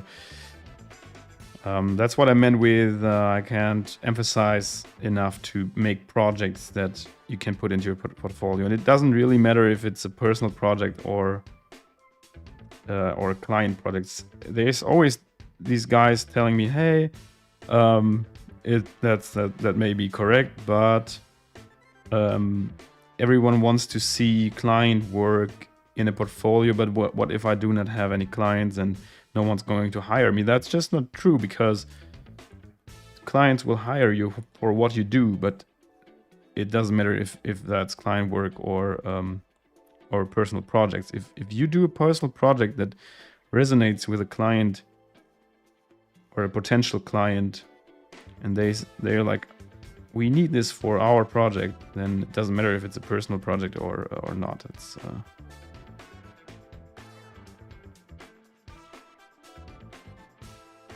and you gotta start somewhere, right?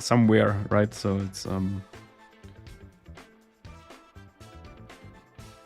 it would be a never-ending circle of doom anyway if you wait for a client project, but you don't get the client project because you don't have any project to show.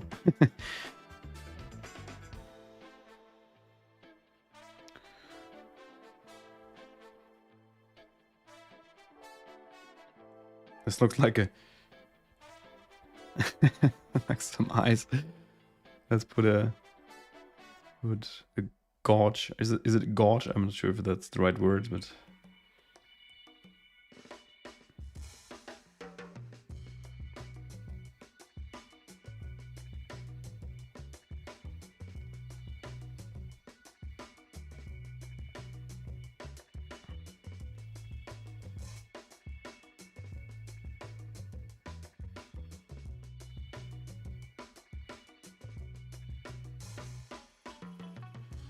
Irai, yeah, light and shadow, that's... I think, I'm not sure if that's probably part of your issue, but I think one very, very important part to learn is the imagination of like objects, like how objects are in terms of three-dimensionality. So if I have this object here, and I think one thing is clear, you need to set a light source. So if this is a light source coming from the left here on this object, this is of course quite simple because it's just like a round cylinder, but if you imagine this is a body, a round body, and it has like this structure, and then here. What helps me is always trying to imagine like what is the shape of this particular body in position to the light. So if the light hits this spot here, somewhere here, around here, the light starts, or the light stops reaching the body. So I start like shading this area here. Same with this one here. The light comes here. This one here is bright, and it comes here. This one here is bright, and then here we have the shadow. And then for the shadow this object is casting, you have a similar approach. So this is kind of the border. It's a bit easier for me because I have solid shadows, so this is something I profit from it.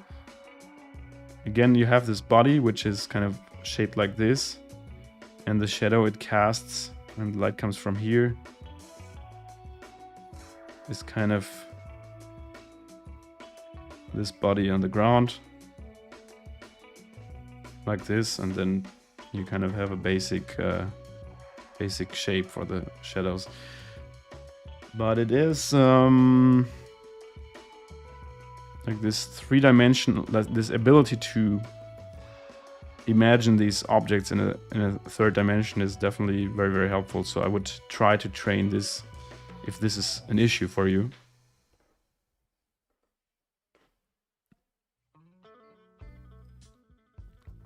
It can get complicated if elements overlay each other's, etc. Of course, that's really.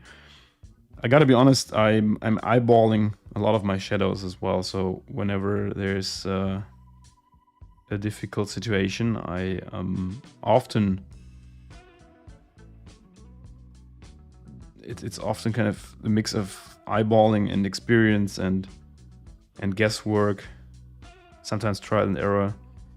And if there's an object that is really incredibly hard, you could even, I mean, that's not done so with like a quick like a quick task in Blender. But what really is incredibly helpful to learn it as well is building an object in Blender and have it in 3D and put a light on it and see where how it behaves. But of course that's not an option all the time.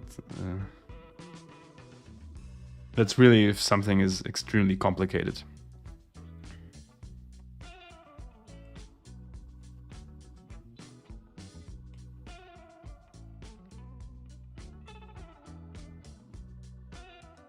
But I realized that, for example, when I'm drawing this right now, I'm always, of course it's 2D, obviously, but I always have in mind, for example, this part here, it goes up here, it goes into the room, so I always already have the room in mind, and I try to imagine how the room is built, and this helps me a lot to figure out the whole lighting thing.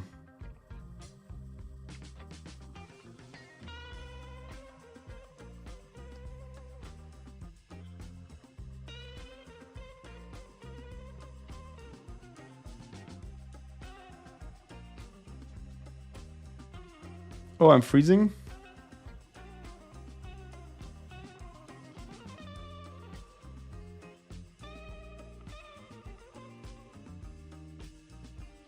Oh yeah, my connection is bad. Sorry guys.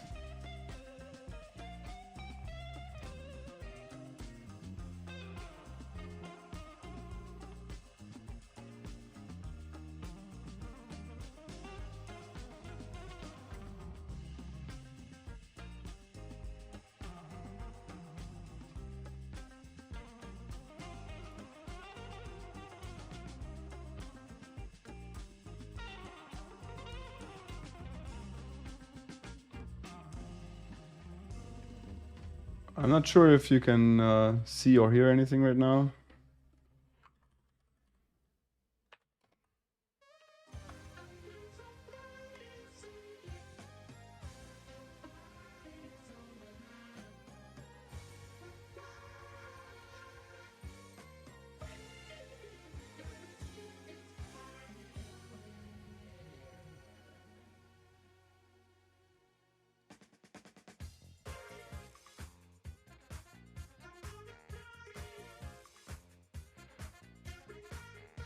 I'm trying to figure out the reason, but I can't.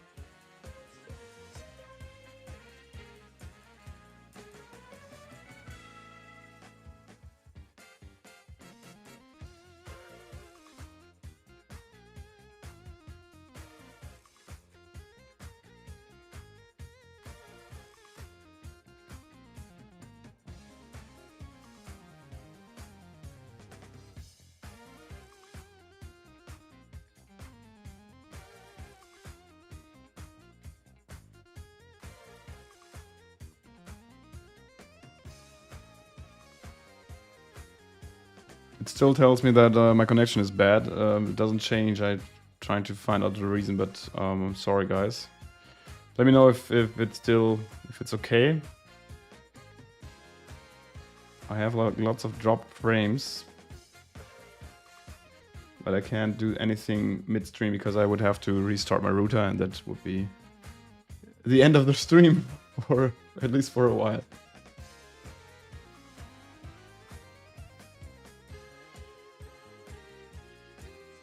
Yeah, give me a quick shout out if it's watchable or not, and if not, I'm going to restart the router and let's see if that changes anything.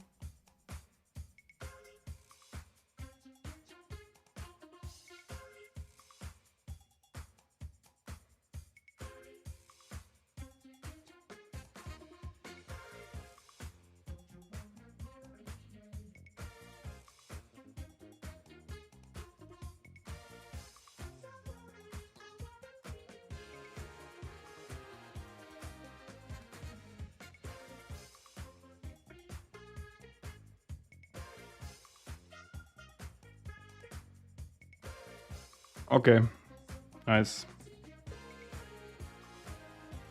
Yeah, it's weird. It's still giving me a big red flag down there, telling me I have lots of dropped frames. Yeah.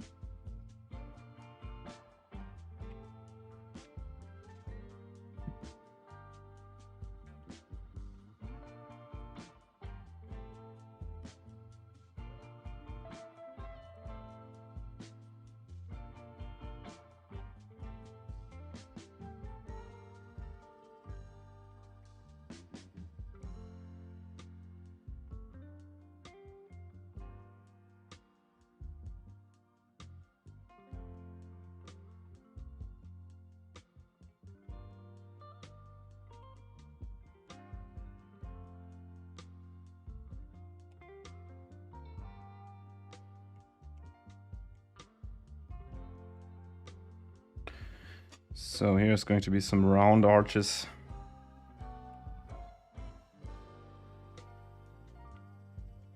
Let's make a little variety, not only the Gothic ones, but also, I don't know what the round ones are called. Maybe someone with a proficiency in architecture can tell me.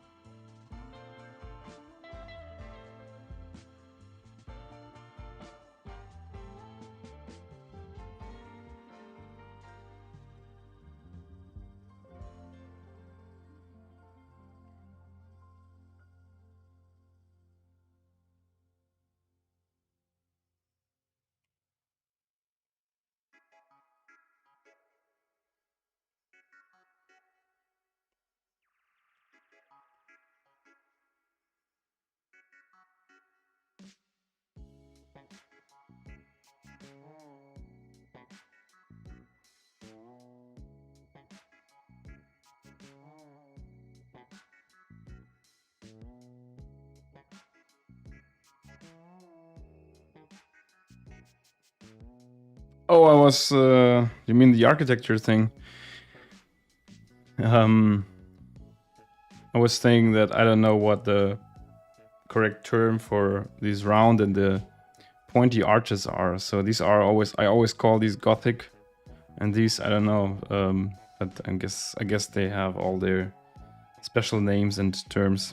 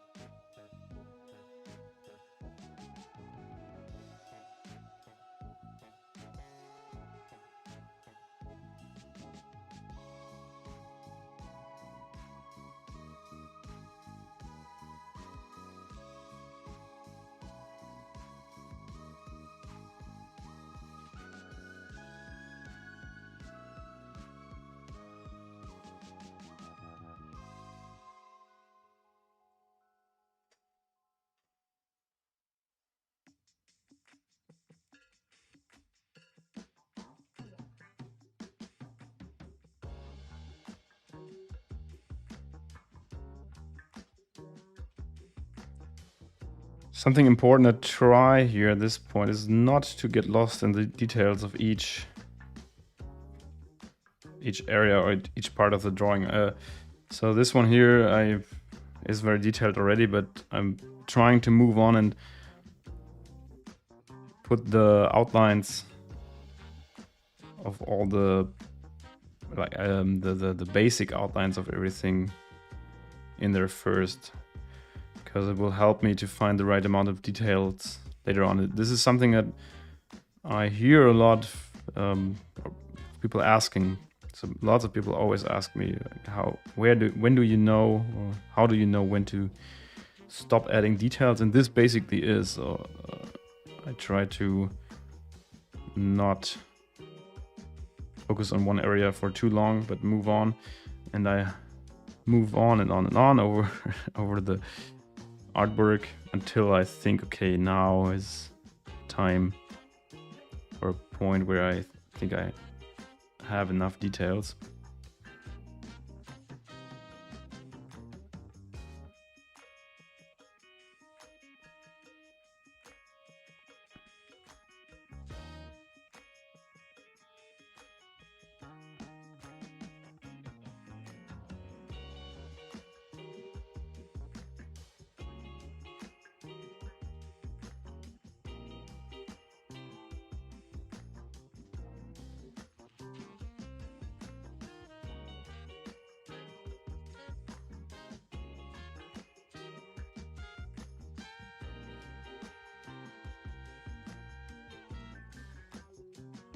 Someone Googling it, yeah, maybe. I maybe do it myself later on. Yeah, you don't need to draw details. That's the thing is, it's not a necessity for all art styles. Obviously, there's personally, I think there's so many art styles that do not need lots of details, and that I really love. And that make me think, like, should I maybe try working with a lower amount of details as well sometimes? But I mean, it's part of my style, so it's just my way of expressing myself. And I always say it's always part of also part of my kind of storytelling, because I use these details to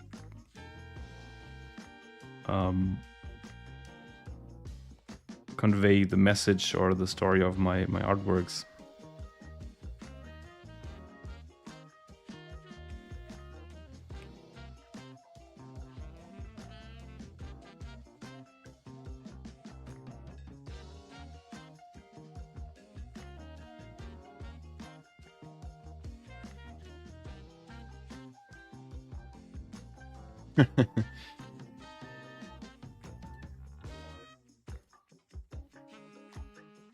Yeah, maybe try it next time. Try to keep the details low for like in the first place, and then move on through the whole drawing, and then later on you try to find the right amount of details in like while going over the artwork a second time.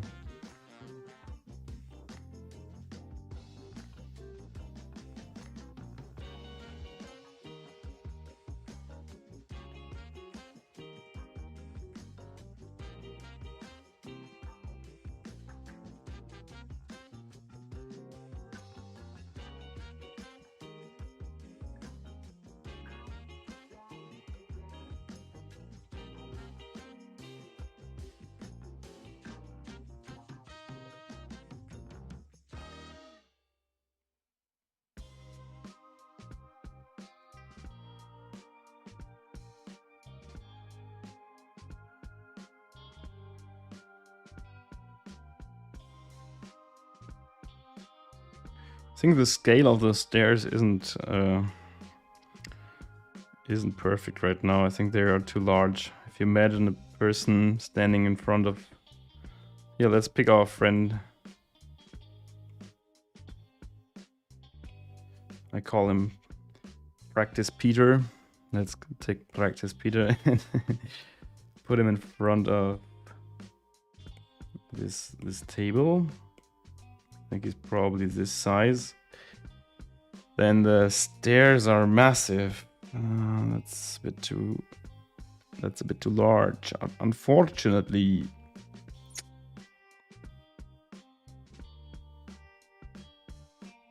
I mean, maybe he could be a little bit bigger, but not that much. Okay, he could be like this.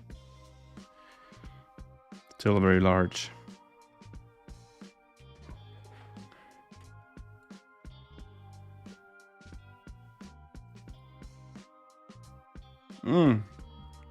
Don't be nervous. Practice shouldn't make you nervous. Be excited.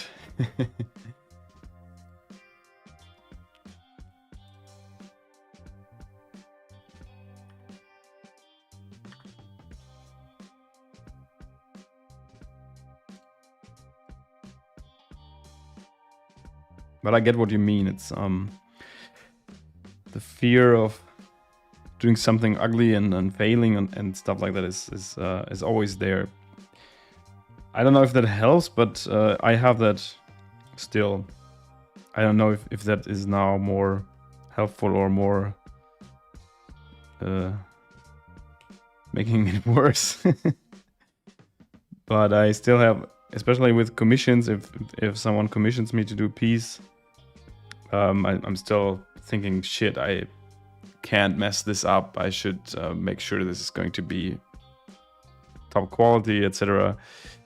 But it is, to me, it is a good sign because it shows that you still learn. So you never stop learning. That's the first thing, and the second thing is that you don't take stuff like as given, and that you don't fall into kind of arrogance where you think you can just you're just good at what you do without being without the necessity to improve yourself. But it's annoying. I must add that I sometimes hate this feeling of not being sure if something is going to turn out great.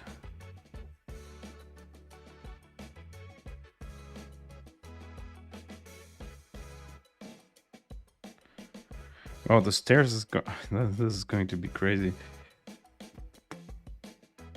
Yeah, but it's the scale.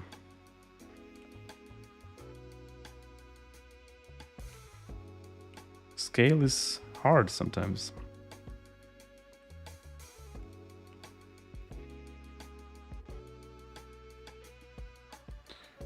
I'm just a bit concerned that the stairs will take too much attention because they are such a prominent part of the drawing, just simply because there's so many lines of the stairs. I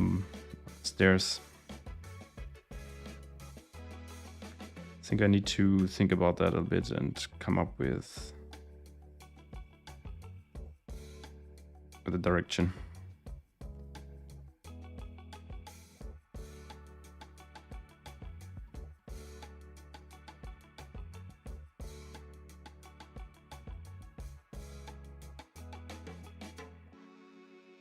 Oh yeah, growing on Instagram is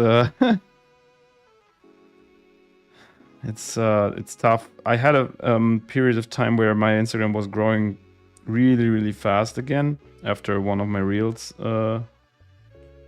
went a bit viral,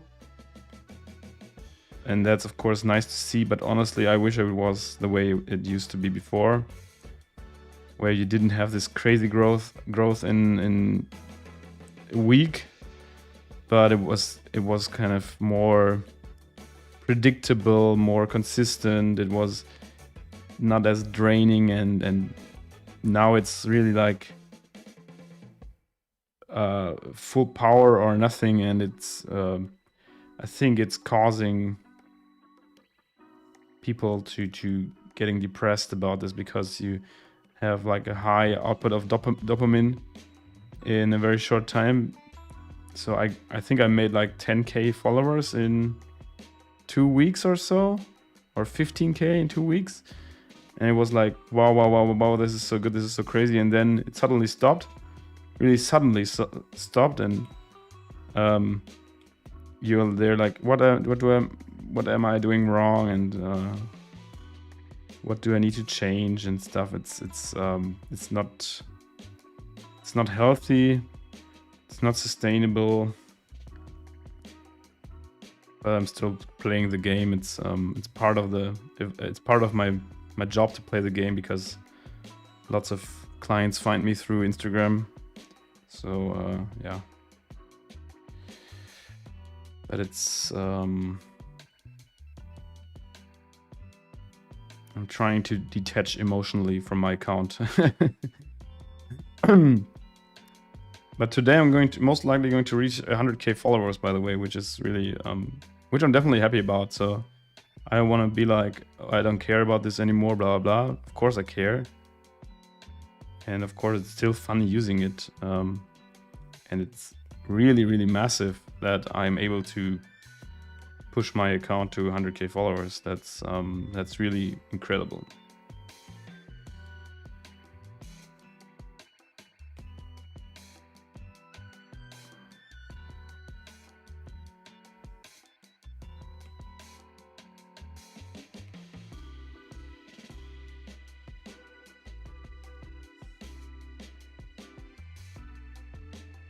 Okay, this took a while.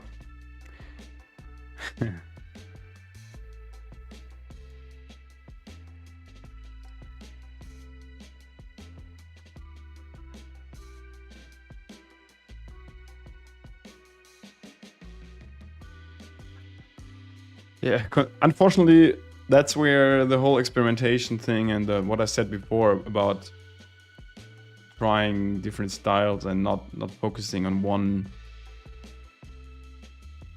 style too early.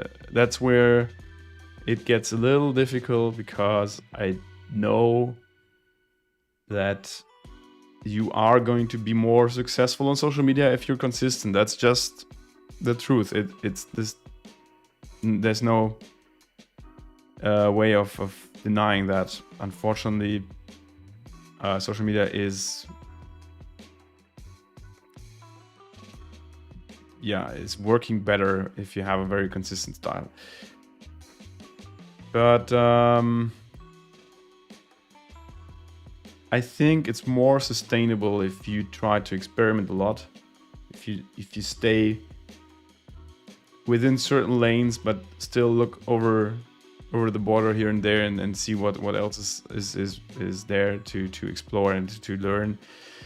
And then I think it's not a bad idea to probably at some point, when you are more consistent, to probably start a new account and start a second account, and just post your very consistent stuff there and see how it works.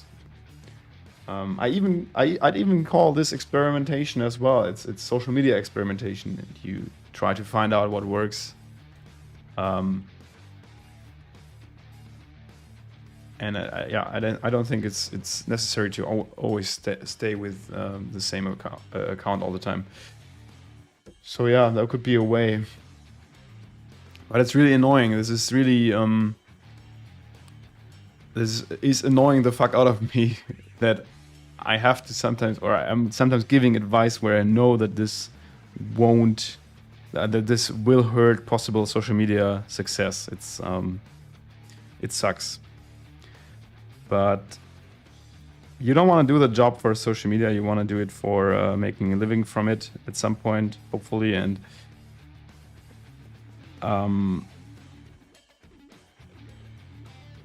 social media can give you jobs, and if it's possible to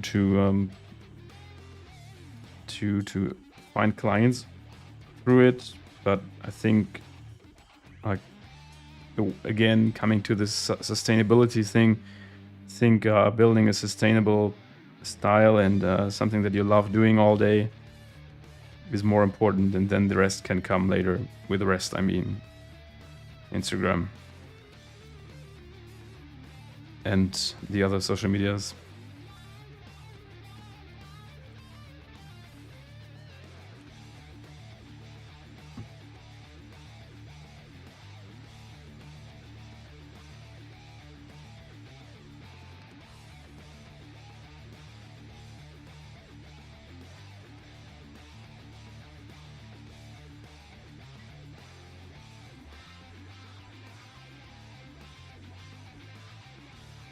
Sometimes you even reach this level of consistency without even noticing. And at some point, for me, was people suddenly come to me, "Hey, I can recognize your work from far apart. I instantly see that this is made by you." And I'm like, "What? This is so totally different from what I've been doing before."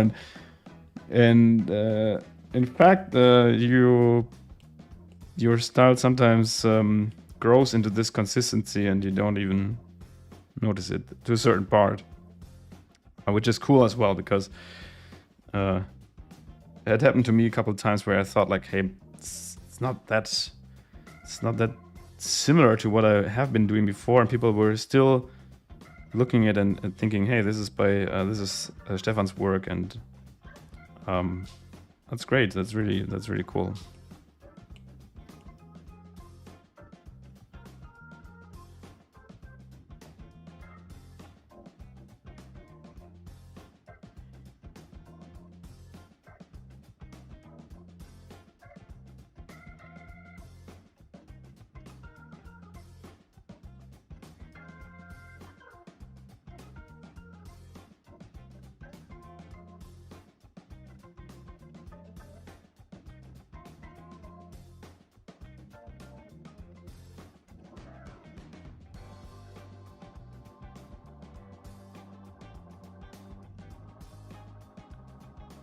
Yep, exactly. You don't have the material for posting that often. What I don't get is there's these accounts that do not post like very often, sometimes even like once a month or so, and they don't use Reels at all, and they're still so damn successful. And I'm like, how do you guys manage to get this kind of reach? Like, why does Instagram hurt my reach if I don't post a reel every 3 days? And why can these guys get? I'm envious. Of course, I'm thinking like, I want this. I want what these guys have. But I wonder like, why does it work for them?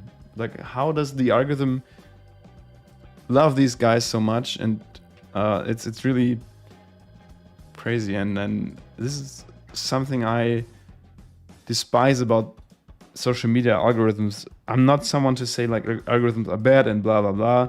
It all makes sense for the users as well, but I want to be able to analyze it, and I want to be able to understand what's happening. And if this isn't the case, and I'm a very analytical guy, blah, blah.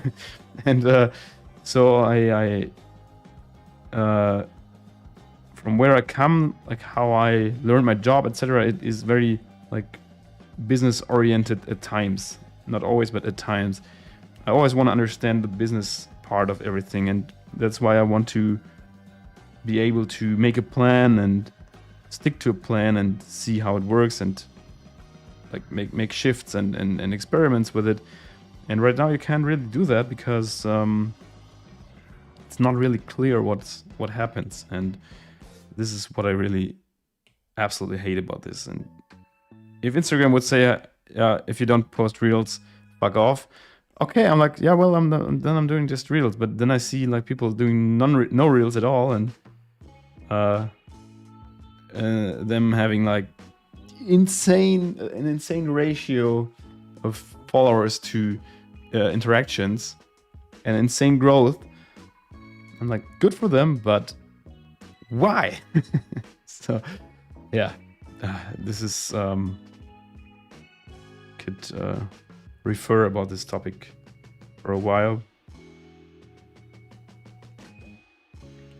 I have a video draft lying around since over a year now, where I want to give advice about is it worth, like, the title of the video actually is, the working title is why Instagram is broken for artists and why you should still use it as an artist, or whatever the title will be, something like that. And it's there over a year because I can't really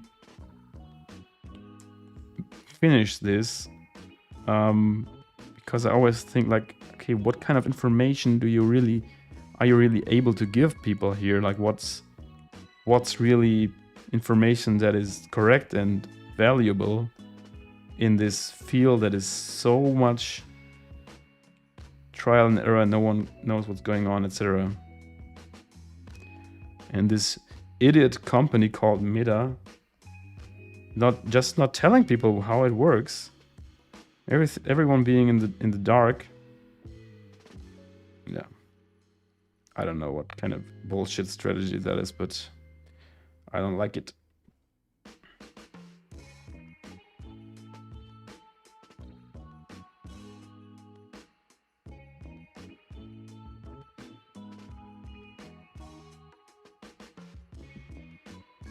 Yes, it is certainly the content. So there's content that works better. I tried that. Funny thing is, I didn't tell so many people, but these drawings here, these bottles, I made them with the plan to make something that is like on a base where most people will possibly like it. So I wanted to make artworks that are most likable to the mass. And the funny thing is, I posted them and they had really great reach, like one of my best posts on Instagram ever. So Jakob, what you're saying is definitely true. Doing stuff that the masses like is giving you more reach, definitely. Yeah, but still, this can't be the whole part of it. There must be something else, because some people just don't, they do everything differently than what's the meta at that point. Posting consistently, posting reels, posting at the same time, at the same days, whatever, this kind of stuff. Answering to comments, all this stuff. They do nothing of that. They do none of that, and they have massive success. So that's so crazy to me. It's not. I'm not like. Don't understand me wrong. I'm not like. I want these guys to fail because I actually have big respect for them to not follow these stupid rules. I just want to analyze, and I just want to understand. That's the reason.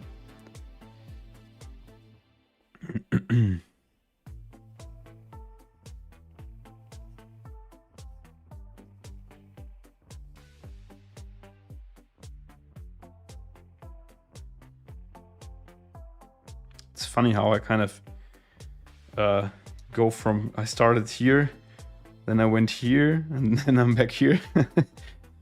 Kind of wandering through this castle and finding things to draw.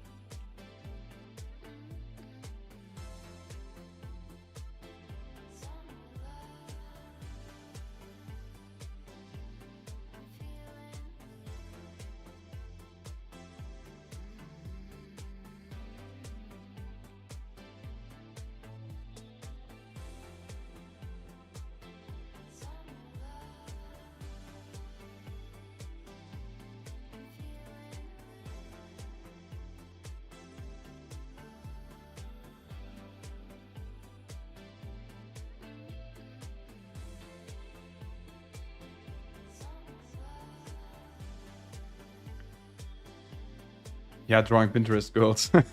That's a good recipe. Yeah, sure. I know a couple of artists. From the top of my head, it's do you know Alarico? Look for him. His work is great. Lots of people love it for a reason, I guess.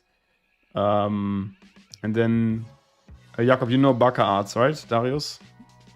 He's also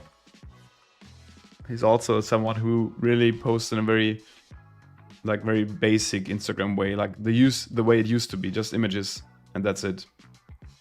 No animations.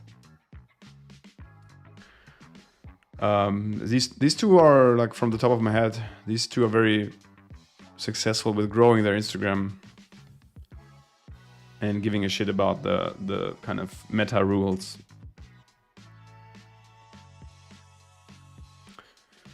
Yeah, thanks, man. Thanks, Gray. Glad you like it so far. Yeah, I also have a good feeling about this. I also think that the stairs will turn out fine. And it's just important to have the scale in the right way, but this will be fine. I'm also going to take a break now. I have to prep some stuff because I'm going to have like some guests for playing cards later on. Playing Doppelkopf. I don't know if someone knows that game, but my favorite card game actually. Yeah, Baka's art is great. Alarico's art is also great. They both so they earn their following for a good reason, no question. It's just really how the way they post is very like as if they used Instagram 5 to 10 years ago. Just images every now and then, no stories, or at least Alarico hardly does any stories. I think he's not really active in comments and stuff, so yeah.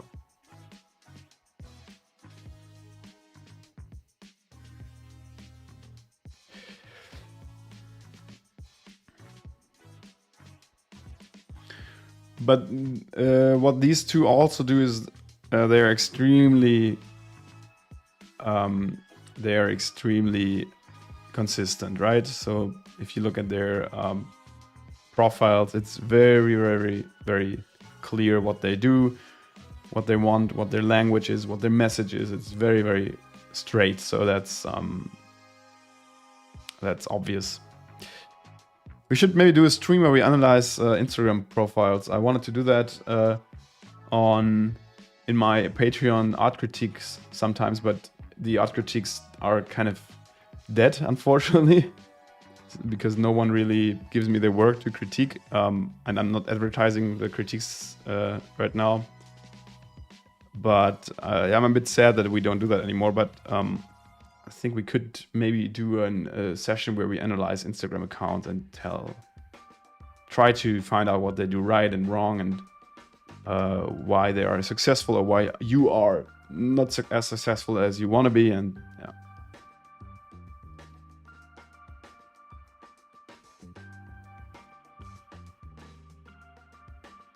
Yeah, girls who only post their interior, yeah, sure. I mean, that's there's a lot of those accounts for different, like, interior design, lifestyle, fashion and stuff like that. They have, the big ones have this consistency in common for sure, yeah. Oh, you posted something to the critiques channel? When did that happen?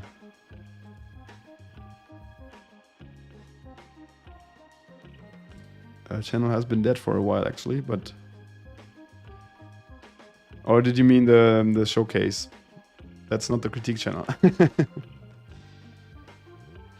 All right, guys. So let's call it a day for the stream. Thanks for the nice chat. It was really fantastic to have a talk and chat with you guys today.